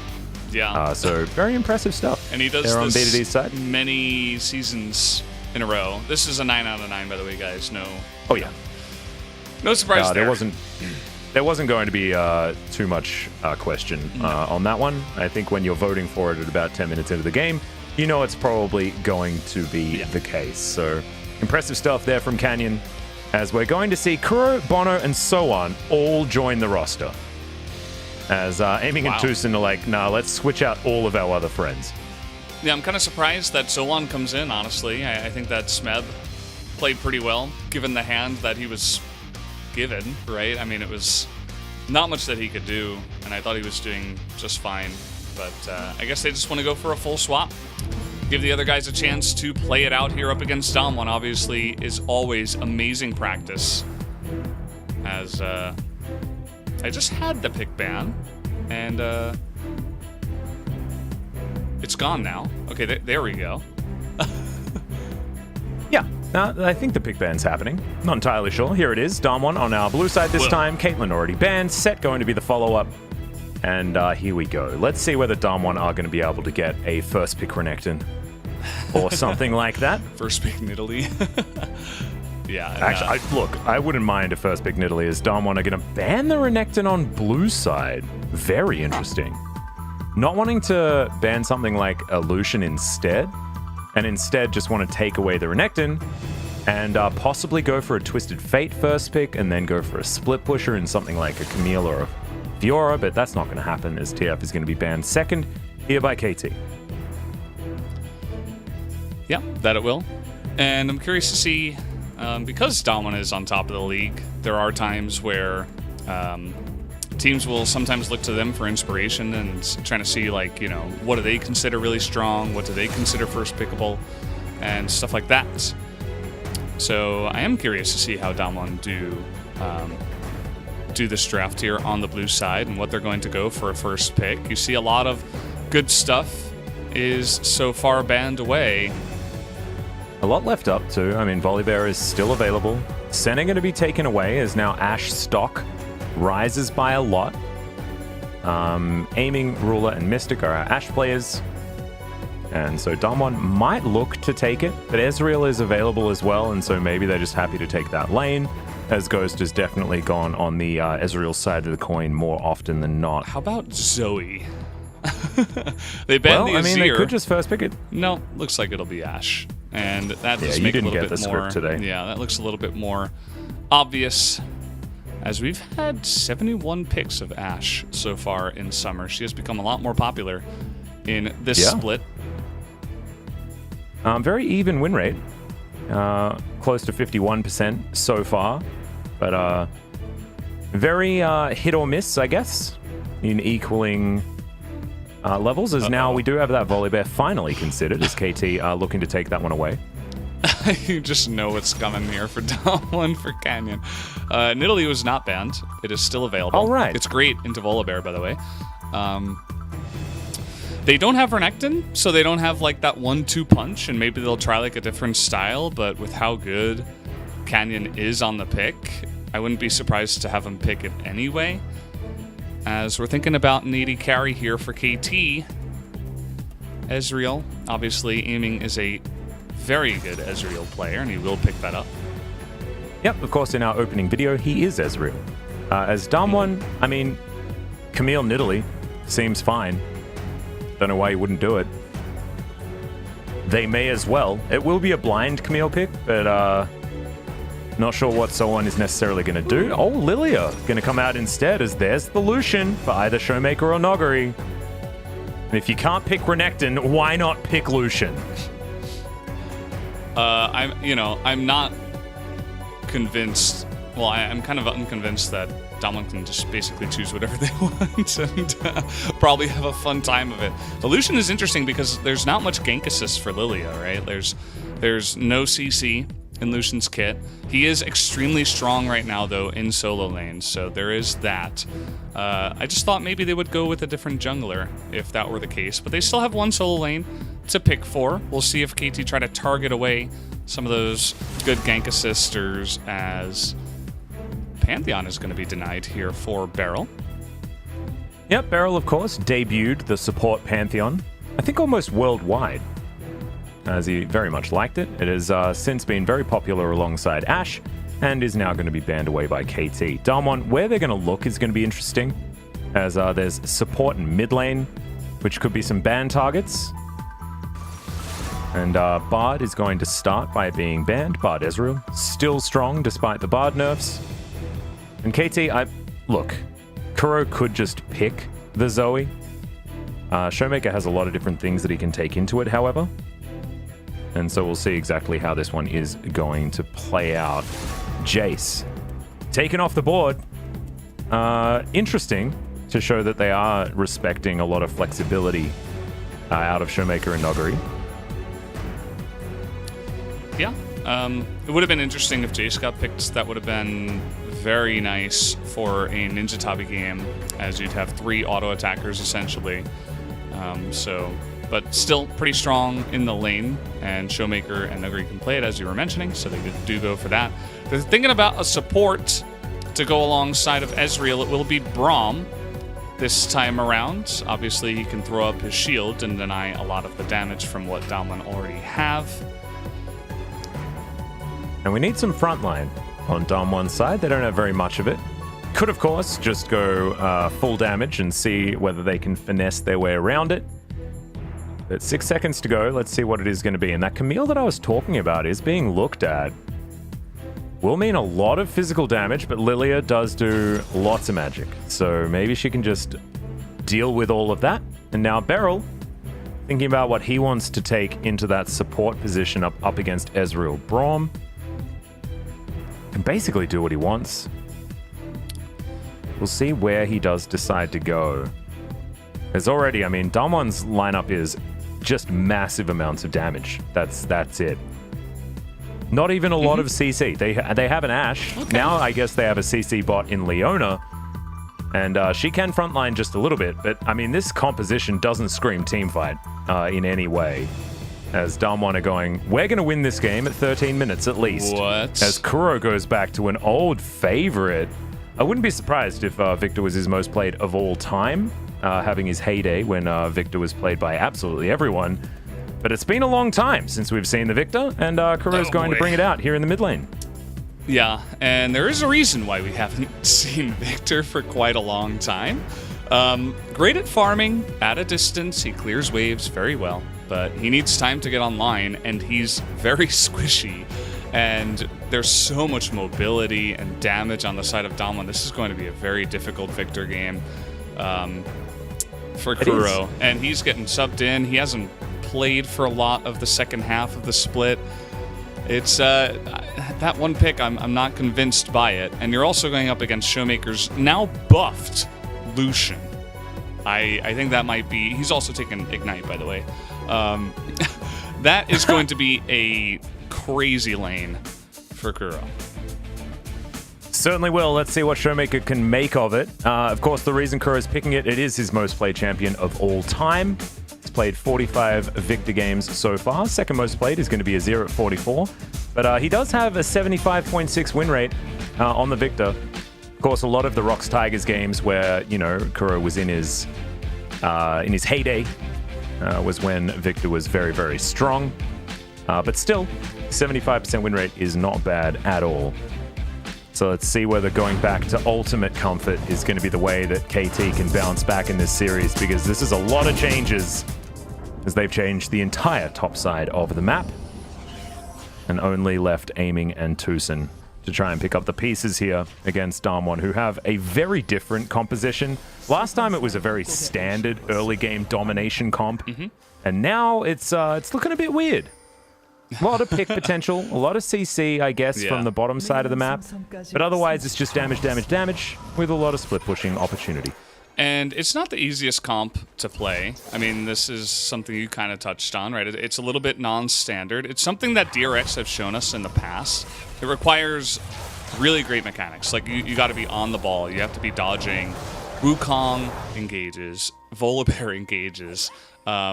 Lots of skill shots coming out from Kuro and Aiming. It's not going to be easy because you got, you know, essentially 4 squishy champions and then Leona, who's got Aftershock, but is not the tankiest champion in the world. And there's going to be a lot of kiting, a lot of disengaging, a lot of in and outs, you know.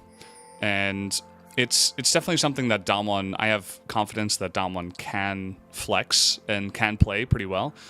Here's the Victor stats you were talking about, 27 and 7, so almost 80% actually in the LCK. Yep, of course, the stats that I had throughout everything. This is the LCK total, so 80% win rate on home soil, not bad at all. For Kuro, This dates back a very long time. And his brother, his Rock's brother, was actually subbed out as he came in destined to not spend time with one another here on the Rift for today's matches. As Canyon, he's one of our Lilia players here that has already found success on the champion. In fact, everyone has. She'll be going for 9-0 here in the LCK with a win here, as Kuro is going to get chunked to high heaven. As Showmaker is already putting on a lot of pressure here in this lane, as Lucian generally does in any lane that he's in. Yep. That he will. He's going to get very aggressive, and it seems like it was just an overlay bug, by the way. He didn't go Ignite, he actually went Exhaust. So, I suppose better for dueling, I guess. The Ignite, definitely better for looking for opportunistic kills. The ward comes down, and notice how they're like, okay, well, where's Volibear? That's kind of strange, and Showmaker playing very much on the left side will be able to avoid this gank. Yep, and the red buff is still available as Canyon spins around and secures that one. Bono will find him here as the Lilia has the red buff and is going to burn him down with the passive as well. But of course, Lilia doesn't do a lot of work with that passive until Leandri's is completed. And it looks like Bono will be able to pick up his red buff at least. Yeah, this as bottom lane, not too much going on. This time we're not going to see Canyon just ending the game at 2.5 minutes, so we're going to have a bit more of an even game to start us off with. I'm curious about this top lane as well. Obviously, Nuguri can and will get really aggressive on this Camille. And it's something that you were highlighting, actually. You're like, well, they don't have Renekton, but Camille's also great for setting up ganks. I mean, she can hook shot, she can ult, especially at level 6. It's so hard to get away from that, as they're trying to collapse now onto Beryl. Yep, Bono looking to try and get him out of position, but yeah, Storm Strike not really going to be doing too much there. And Canyon's just going to spin around this mid lane with that wave crashing in towards Showmaker. Bono grabs himself a Rift Scuttler. They're going to trade those as Canyon got the top side one. And now with Kuro getting his health bar back, eating through all of his corrupting charges. Looking pretty good, but that trade is going to change things just a little. As Beryl, okay, going to be able to get out of there, and that was just mistimed by Tucson and aiming, maybe a bit of desperation. Beryl coming in want some here. McDelivery, by the way. What? McDelivery. McDelivery. That was what we were checking out there on the bottom side, the big McDonald's banners that we now have. I feel like they removed some of them, by the way. We were talking about how many there were, and in some of the spots... It depends where we see a lot of fights. Bottom lane, there's a lot. Yeah, there are. Along that bottom wall. There are quite a lot. But I thought there were some towards mid that they might have changed out for some of the other sponsors. I mean, I like how, as you're talking about them going, like up here, there's 2. And the mid lane that you were talking about, there was one that we were just looking at. Maybe there are a few. Maybe we've got a couple of different rifts that we mix up throughout the day. I'm just not sure. Maybe. I mean, I need to have a conversation with the marketing team, and maybe it's not what we need to be talking about right now during this game, but right now not too much is going on, sitting at about 0-0, and 200 gold in the lead just based on extra farming as Canyon's going to make his way in. Beryl's ganking as well, as Tucson will land a Winter's Bite, but he's not going to keep his life. Flash comes out of aiming as well, and now Tucson's like, I'm not sure what I'm supposed to do here, as Noguri, I don't know what he was doing in this lane, but he's grabbing a kill. And so on was walking back towards the top side. Looks like Noguri's not going to miss out on too much either as he goes back home as well. Yeah, notice how they gave that kill to Nuguri. I mean, using that teleport for a gank that was absolutely for sure. They're trying to... This is not going to work. Bono has been looking for so many of these ganks, and none of them have worked. It's been quite sad for the Electric Bear in this game so far. But...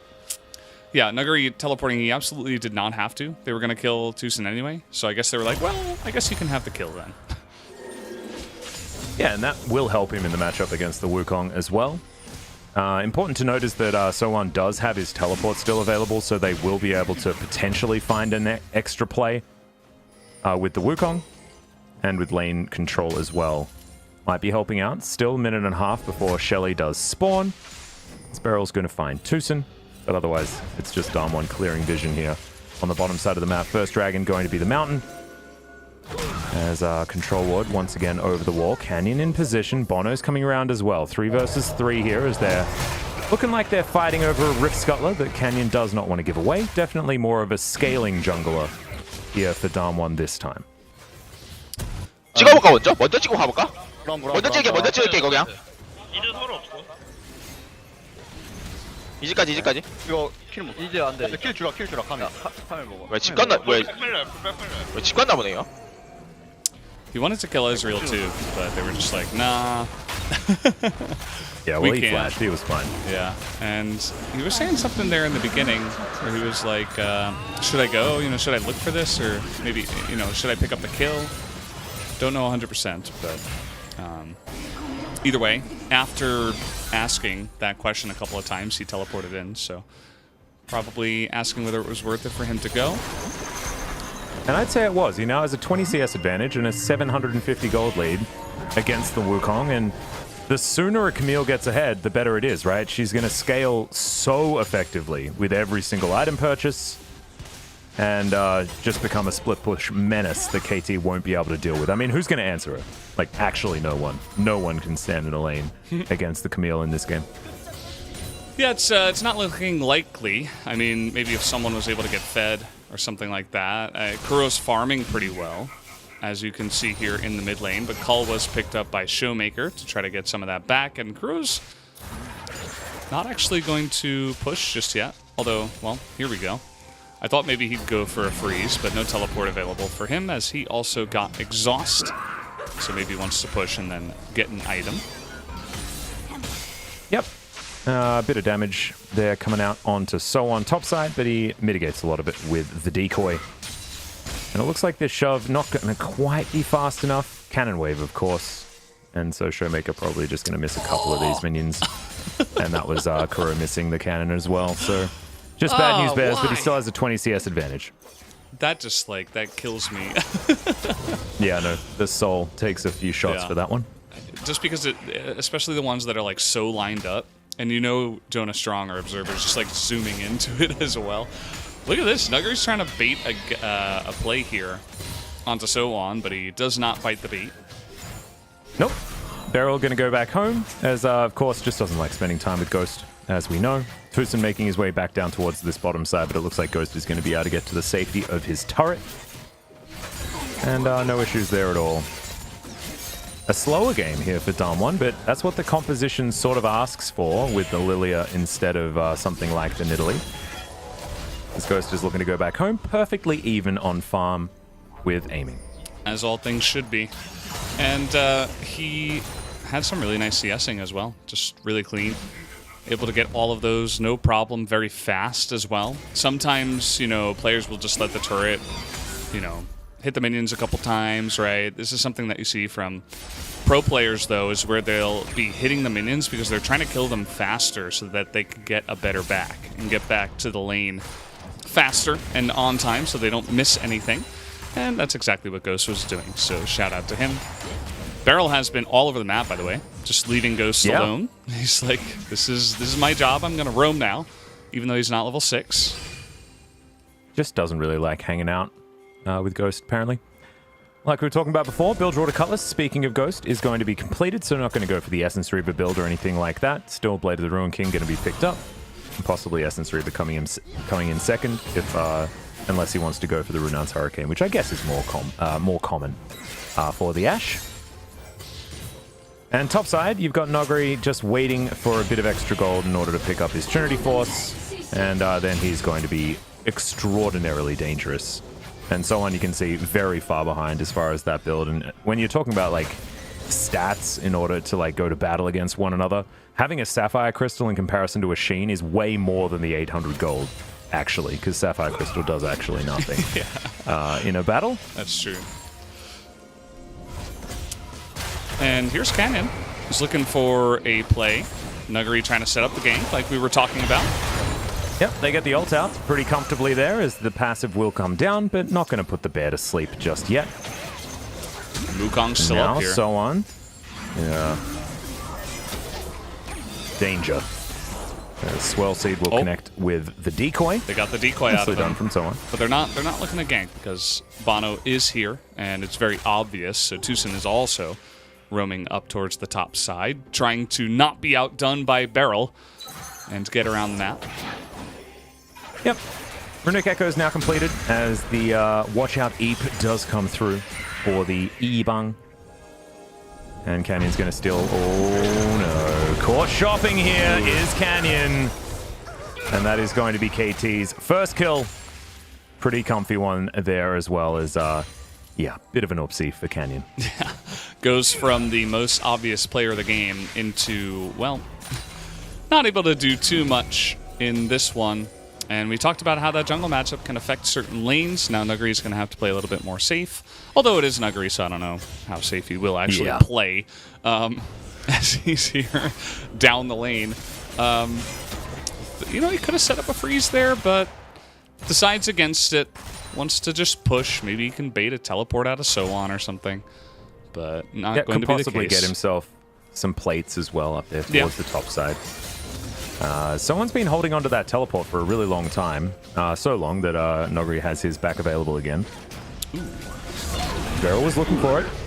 Solar Flare going to get just the slow as the arrow flies off into the nether and now aiming over the wall. They're going as aggressively as they can as Damwon are going to regroup. And the flash out from Ghost will get him to safety. The culling just going to go wide as the death ray from Kuro is starting to get scary now that it has been upgraded. Or augmented, if you will. And KT looking like they have a little bit more about them in this particular game. Yeah, it's a little bit of Damwon reaching, right? They try to hard engage onto the Volibear in the enemy jungle. This is something we've seen many teams get clawed out by. And you can see that they immediately realized their mistake there. They didn't stick around. They immediately started running away. Ghost flashed when he had to. After they expended so many ultimates to try to make this happen, as Canyon is just, well... Why do we get this replay? Do we need this replay? Well, we got to see how he tried to get away with his empowered recall. Would have been better. Would have been better to have ProView to see whether he was in the shot. Yeah, that's true. So... Yeah. You can take it up with production after the show. Yeah, well, I'll talk to Jonas Strong about it afterwards. Yeah, but... There's Kuro clearing out the mid lane quite nicely, and Showmaker makes his way back there as well. Nuguri over here, just pushing waves endlessly, but the plates have gone down, and they haven't been able to get too many. I'm actually pretty sure Shelly dissipated. I don't think Canyon was able to use her because he was killed. Oh, did they use it mid? Yeah, they got a couple of themselves a bit of a charge. Okay, well, there's the Hextech ultimatum as Soan, yeah, he's dead. He is going to fall asleep, and Noguri is going to eventually pick up that kill after waiting for the ability to come up. Should have thrown out an emote there. An emote, that was the best time. He's got to work on his emote game. He's good at other stuff, but that's one thing he can work on. But yeah, nice gank setup. They finally make it happen. A little bit delayed. And this is where most of Damwon's power is going to come, actually, in this game. It will be the top lane. Nuguri, they gave him the kill down on the bottom side. They gave him the kill here. He's already got Trinity Force at 15 minutes. And 2 kills. Will be able to clear out that top turret eventually on top of everything. So he's going to be a massive menace for them to deal with in this game. Yeah, aiming, throwing out some mystic shots here towards the bottom side, but like you were talking about, Noguri takes down that turret. He must be sitting on so much gold. Cashed in the cull, 2 kills. He's just gigantic. Surely going to be taken here by Canyon also. It's going to go back home and let's see where Shirley is going to park herself. Already, Haunting Guy's done for Canyon, not too far away from the Leandries, and a lot of extra damage as the bowling ball sails towards the wall. Shout out to Uri Bank there, as it gets right in between the 2 flags. Thanks, Uri Bank. Yeah, look at... Canyon's just like farming Ghost's lane for him from like halfway down it. Might as well. And, yeah, things are going pretty well, pretty quietly this game for Damwon, right? Game number 1 was very obvious. It was like, well, massive jungle difference and Canyon just rolling over Malrong. But this game was just like little wins here and there. Nuguri getting super far ahead of his opponent up in the top side, but he hasn't, you know, he hasn't totally blown the game open by now. But I mean, if you look at the gold, and they're already 4,000 gold ahead, even though KT did get the 2 Drakes, which is nice, but will they get the next 4? I'm not so sure. Yeah, it's mainly just the top lane. Nogri is just so far ahead of the Wukong. A lot of plates too, I guess. Yeah, Wukong will still be very relevant with the fact that, AoE CC, things like that, being able to get into the backline and try and get some damage down onto Ghost. But he'll never be able to split push against the Camille. She's just too good at it. As now, she's pushing waves into an inner turret and feeling like she's just happily able to take down side lanes. Tiamat now done as well as the Caulfield's Warhammer. 30% CDR. I mean, this Camille is about as happy as he can possibly be. Yep, just loving life right now. And that's exactly where Nuguri wants to be. It's not the 0-2 power spike, it's the 2-0 power spike, 2 games in a row. Yep. And he hasn't just entered right afterwards as well in this game, so very impressive. Tucson puts up the door. As Arrow's going to connect onto Kuro. There's the layering of CC, and that's a very dead Victor. Yeah. And Shirley's going to take down the turret in the meantime as they put Tucson to sleep, and Canyon is going to canter forward. Not sure whether deer canter, but I'm just going to say that they do, because they what is going on? Move a little bit like a horse. And, are they going to they're just going to take an inhibitor turret as well? I think they are, yeah. Are they? Shirley is going to get another charge. They're trying not to kill the inhibitor. Yeah, they don't Look really at want Bono, to. let it go down. Yeah, Bono's going to let it die. Oh, man. They want to. I like that. Intelligent play out of KT, making sure that they can freeze this lane if necessary, utilizing those super creeps. But let's see whether Damwon can keep up the pressure and allow it to be a positive instead of a negative, like we talk about so often. LS would have been so happy casting them not killing that one. But either way, notice that Kuro, he took Exhaust for the lane, but now he doesn't have Cleanse against Ash Arrow, against Leona Solar Flare, against Camille that could potentially stun him. It's pretty rough with a lot of the CC that Damwon do have, and he didn't flash it either. I mean, you got to flash there. You have to know that you're dead in that scenario, but just didn't. Tried to save it. Well, Damwon don't want to let Soul Point go their way, as Soulon's going to throw out the Cyclone. Noguri now fighting the Drake as Ghost is free hitting in the backline, flashes out from about everyone as Canyon doesn't have the ulti anymore, but yeah, the Volibear doesn't have his life, and Tucson is going to suffer the same fate. Ghost picks up that kill. Kuro now with a Chaos Storm there, but almost last hit with an arrow, but instead they're going to send that one doing laps around Runeterra. Are they going to try to end? I mean, they got super creeps in the mid lane. Maybe they just go for it. Okay, 19 and a half minutes, like you're talking about. They're looking for the end of this one. Canyon's going to move in. Showmaker takes a bit of an ultimate there from aiming, as now Beryl just tanking up Soan, who's put into the decoy, and yeah, Noguri's going to be able to take that one down. Second Nexus turret is going to fall. Beryl at about 100 health, looking comfortable as ever as he Zenith blades in. Aiming's going to die. Noguri is huge, picks up the double, and Showmaker will be able to take down Bono, and at 20 minutes on the dot, the Nexus is going to go down. In game 1, they killed a Baron at 20 minutes. In game 2, they win the game at 20 minutes, and this game was way closer. Valdez, like, I don't understand. Why does it end 10 minutes sooner as it's 8:43? What are we going to do for the rest of the night? Oh my goodness. I love the BM out of Showmaker 2 throwing up the KT on victory. He's always got those saved. You know, he always changes his emotes because that's the one that pops up when you do get the victory. So he had that one prepared for his match against KT. Yeah, I don't really know. I don't really know what to say. Like, Damwon are just that insane because it's not just KT. I'll say it again. KT is a decent team, right? I know a lot of people will watch this game and be like, "Wow, KT sucked." Well, not really, because Damwon is just that good, and they've done it to so many teams that are higher ranks than KT as well. It's insane what this team can do, and with that win, they will secure their spot in the grand finals, and they are truly, more than many other seasons we had here in the LCK, the final boss. I don't know of any of these teams that can really challenge them right now. Well, we'll see whether, we're going to have a possible Gauntlet T1 that might be able to get up there. Remember as well, guys, plus 29 points. Equal with SKT of 2015, that uber-dominant team that was able to just absolutely clap all opposition. Damwon have done a similar thing here in summer. just ludicrous to do that much winning. Almost every single game that they won, it was a 2-0. Apart from one match against Gen.G, where they dropped one game, especially in round 2, other than their losses, you know? Just an extraordinary performance out of Damwon. It's been a pleasure to cast them this season.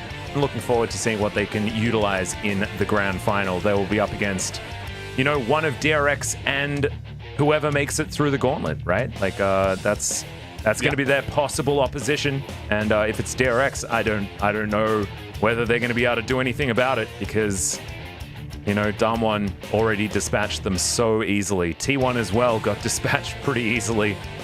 I don't know, man. You're exactly right when you're talking about a final boss, and we're going to see something. We're going to have to see something extra out of whoever's going to face them in that final. Yeah, and at this point, I don't know who that would really be. I mean, DRX were looking like the, you know, we had like a number 1 and then a number 2, and then Gen.G and T1 were pretty close, and then Afrika was behind them. But after DRX struggled to take down Sodaewon Prince, I think we had to kind of demote them a little bit. But we'll see, because at the same time, in my gut, it almost feels like DRX are the one team that might have a chance against Damwon. But I'm just really excited to see who's going to make it, and it's going to be a really cool playoff bracket that we do have. Of course, we're not done. We got one more day tomorrow to, you know, flesh things out. Yeah, Wadid and I are going to take you through the final day of Summer 2020 to see what's going to go on there. DRX versus T1 certainly going to be the highlight, as then Dynamics and Harmwell Life are going to play their final game of the season as well. But this is all about celebrating Damwon, and we haven't seen a lot of, you know, so many times throughout the last couple of years, the team that finishes first isn't necessarily the favorite in the final. Yeah. As, you know, T1 dominating Griffin over and over again, things like that. Gen.G, Spring. Yeah, Gen.G as well, not being able to take down a T1 that just ran a gauntlet. Like, I think I'm feeling like there's something different here for Damwon. It does feel like there is something a little bit different, and they are quickly becoming the talk of the town. I know that it's not only us in the LCK, but a lot of other regions and casters and fans are now looking at this team as one of the best, if not the best. You know, I think it's probably Damwon and Top Esports, right, from the LPL. We'll see what, you know, which LEC team is really going to come out and make a big difference, as well as the LCS. But I mean, I think everyone knows Shulk is going to win Worlds this year. I think that's just the fact. I mean, keeping up with what Gilius has been saying, and that seems to be the confirmation. Seems good. Yeah. No, Damwon, they're the real deal. I think that I'm very much looking forward to seeing what they can do if they do make it to the international stage. A very interesting situation could occur, as Damwon didn't finish very high in Spring, and therefore don't have the most championship points. So even if they come second, I believe Gen.G or T1, whichever one of them comes third, will auto-qualify to Worlds based on championship points if Damwon lose the final. So Damwon will then have to win the Worlds Gauntlet qualifier in order to get through. So some interesting stats you can check out. Like I think I did that in the Atlas News for the POG State in one of the recent episodes. But yeah, Nogari did a lot of damage in that game. The Camille was pretty disastrous. And honestly, I wouldn't know who to give the POG to, because I felt like the game was over before it really started. I struggled. I mean, I gave it to Nuggery, but literally any of those players could have picked it up. You know, maybe not Canyon, because he did just die for no reason. Other than that, though, his game was really good, right? So maybe he picks it up. And, like, Beryl and Ghost had some great plays as well. Nuggery is going to pick it up. I mean, he did the most damage, 6-0-3, and I don't mind this at all. Definitely a difficult choice, because it was definitely a team effort this time around, but either way. There wasn't enough game. There wasn't enough game to commentate. Yeah. That was the problem. Not enough stuff happens to choose one player. Oh, man. But this was definitely, you know, just dominance as a team. But Nogari was definitely a part of that. Look at these highlights. There are 3 highlights. That's the end. Okay. Because the game was 20 minutes long, dude. Yeah. This is when some of our matches have started. It's like not It's even true. 9 p.m. yet. It's not even 9 p.m. We're going to have an interview, and then we're going to be off. And it was 7 out of 9 votes over to the side. There were 2 With that 2 went to going Ghost. Yeah, okay. I mean, he CS'd well, and he had that 1 arrow. Yep. That's I guess it. so. You know? Held his own by himself in bottom lane throughout most of the game. You know? Yeah, I mean, it's fine. Difficult choice, right? So just might as well just give it to the AD carry. Note the people who voted for them: Chinese Cast and Jonah Strong. 2 players or 2 people that will oftentimes vote for the AD carry when there's not much to vote for. So that's a good point. There you go. That is a good point. Maybe it's like like saying it's a wash. Let's just give it to the carry. I mean, I guess that's fine. We spoke to Teddy, from the Chinese broadcast, got a bit of an idea about what they vote for, and he was outspoken that was what they do. So I think that's fine. I think that's okay. I'm glad that Noguri won it because, I mean, he was the one doing stuff that game. I guess. Yeah. It's just such a weird game because he did it was a lot just of damage, right? He was in their face. There was literally one team fight and the game was over. Yeah. Like, that's just it. Because we're going to be able to have a chat to Canyon and Noguri, so let's throw it over to G-Sun for some translation. Congratulations on making the finals for the first time in the Orcs history. How do you feel, Canyon? Yeah, we were able to clinch finals bye with this win today, so we were super nervous, but I'm happy that we got this win. Yeah, this is a dream that I've always been dreaming for. The final stage, so I'm super glad. This is the first grand finals of the team's history. Who was the most? Maybe Zepha or the players or the coaching staffs? The players? I think we all were super happy.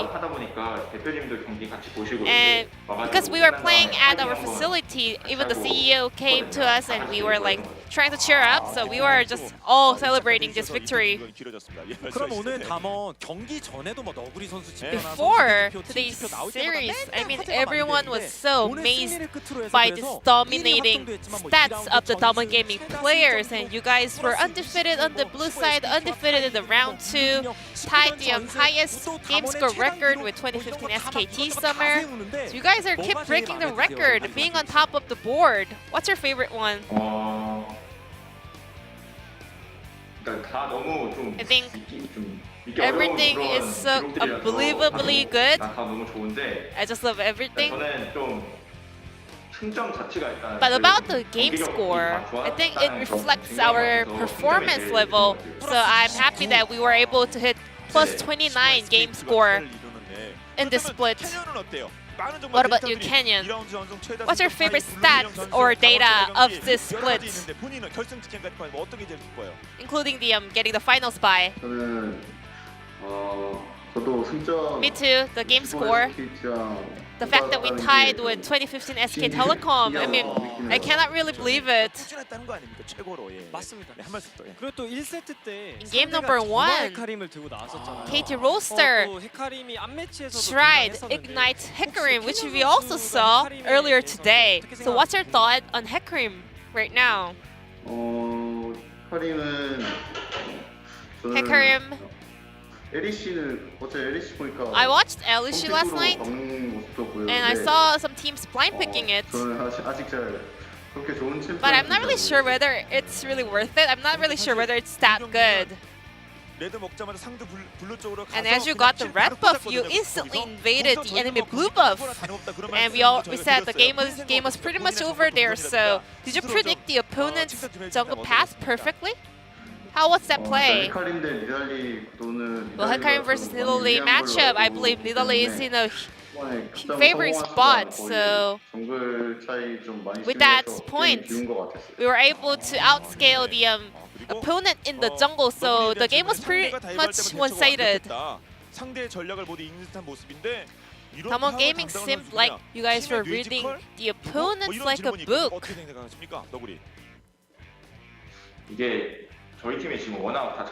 I mean, Damwon Gaming, we've been performing so well, so my teammates are giving me a lot of information that is going around the map. So my teammates, they always tell me like someone will be here, someone will be here. So I will be able to kind of process all the thoughts. And the game was pretty much perfect.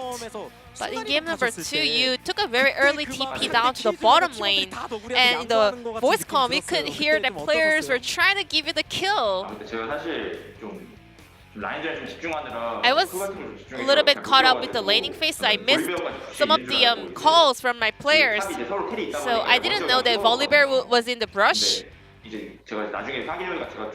And I found out that that was some of the misplay coming out from me, because I shouldn't have taken the TP actually. So I was a bit too sorry for my teammates, but my players were trying to give me the kill, so I was thankful, but at the same time I was a little bit sorry. I mean, we are not playing remotely, so we don't really need to go home early. But still, Damwon Gaming is keeping the 2-2-0 fashion, the high-tempo games. Are you guys focused up a little bit more in order to prepare for the playoffs?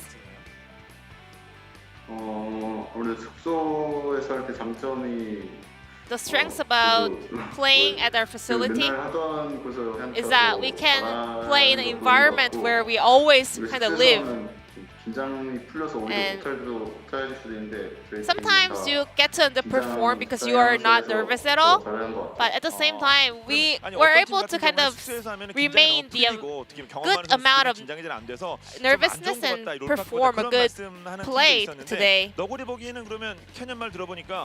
Nugri? What do you guys prefer? Playing from home or playing at the low park? For me, at first, I liked playing from home, but as time went by, I just like the energy I get from low park.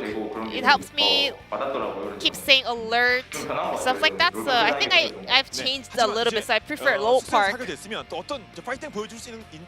But now that you guys are playing from home, what's your mindset for the remaining of the playoffs? I mean, I just try to adapt to the given situations. Damwon Gaming, you guys are getting so much attention from all the players, fans all around the world.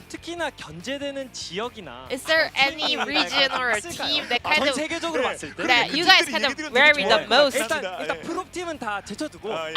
of the playoffs contenders? Some of the teams from other regions. 저는 LPL에 TES from the LPL or Gen.G. I think they're pretty good. I think they are quite strong. What about you, Nugri? 저도 좀 비슷한데. Similar. 저는 약간 좀 진동 게이밍이 좀. I think Gen.G is really good. So I'm keeping my eyes on them. Then as a top laner, who do you want to play up against all around the globe? Just like last year, I always want to just play against the Shy. He's the idol or the dream of the top laner. So I want to say the Shy. He's the one that I want to play against. What about you, Kenyan? Which jungler do you want to play against? 제가 MSC 때 During the MSC, I lost to Karsa in terms of the jungle passing and stuff like that, so I want to play against him again. Once again, congratulations on heading to the finals. So you guys have about 2 weeks to prepare. How are you guys gonna prepare for the finals? And any last message for your fans? We are heading straight to the finals, and we don't know who's gonna make finals to face us, but we will do our best and get the win of the Summer Split. Who do you think will make to the finals?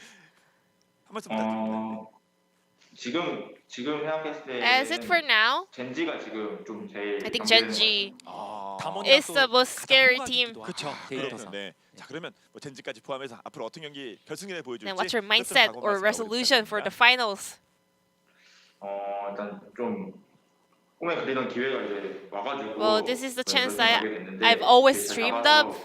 So I finally got this chance. So I will do my best and win the title. 결승전에 더 좋은 모습 기대하겠습니다. 오늘 Wish you the best of luck in the grand finals. And this will be the end of the interview with Kenya and the Grid from Damwon Gaming. And I'm gonna pass it back to our casters. Thank you.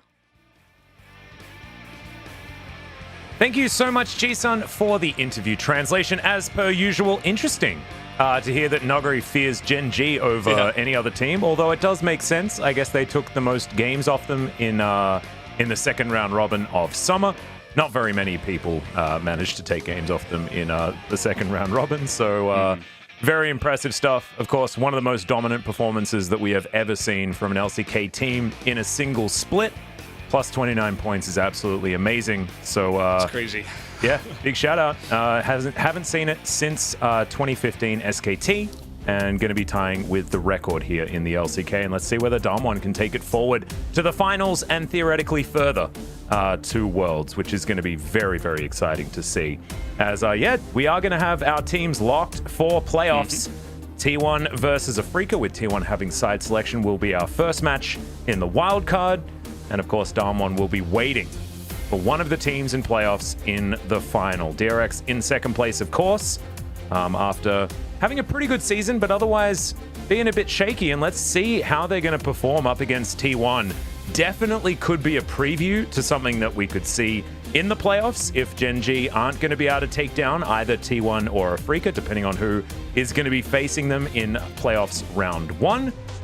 Still, a lot that we need answered, and I want to see what DRX do have in store for us, because most recently it's been their drafts that have been just super weird. Yeah, it's very true. Well, tomorrow will be fun to watch as well. DRX versus T1 will be a nice preliminary before the playoffs do come around. Exactly right, but that's going to be it for tonight. Thank you so much for watching, guys, and we'll see you tomorrow for the final day of LCK Summer 2020.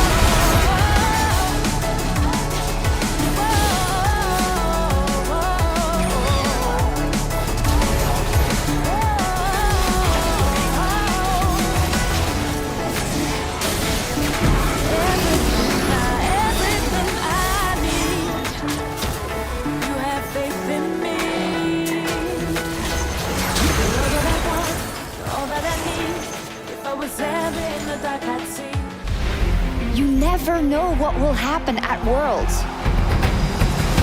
The stage is set, the curtain is drawn. 没人能够预见会是这种情况。 This is the game people want to see. 新的王者诞生了。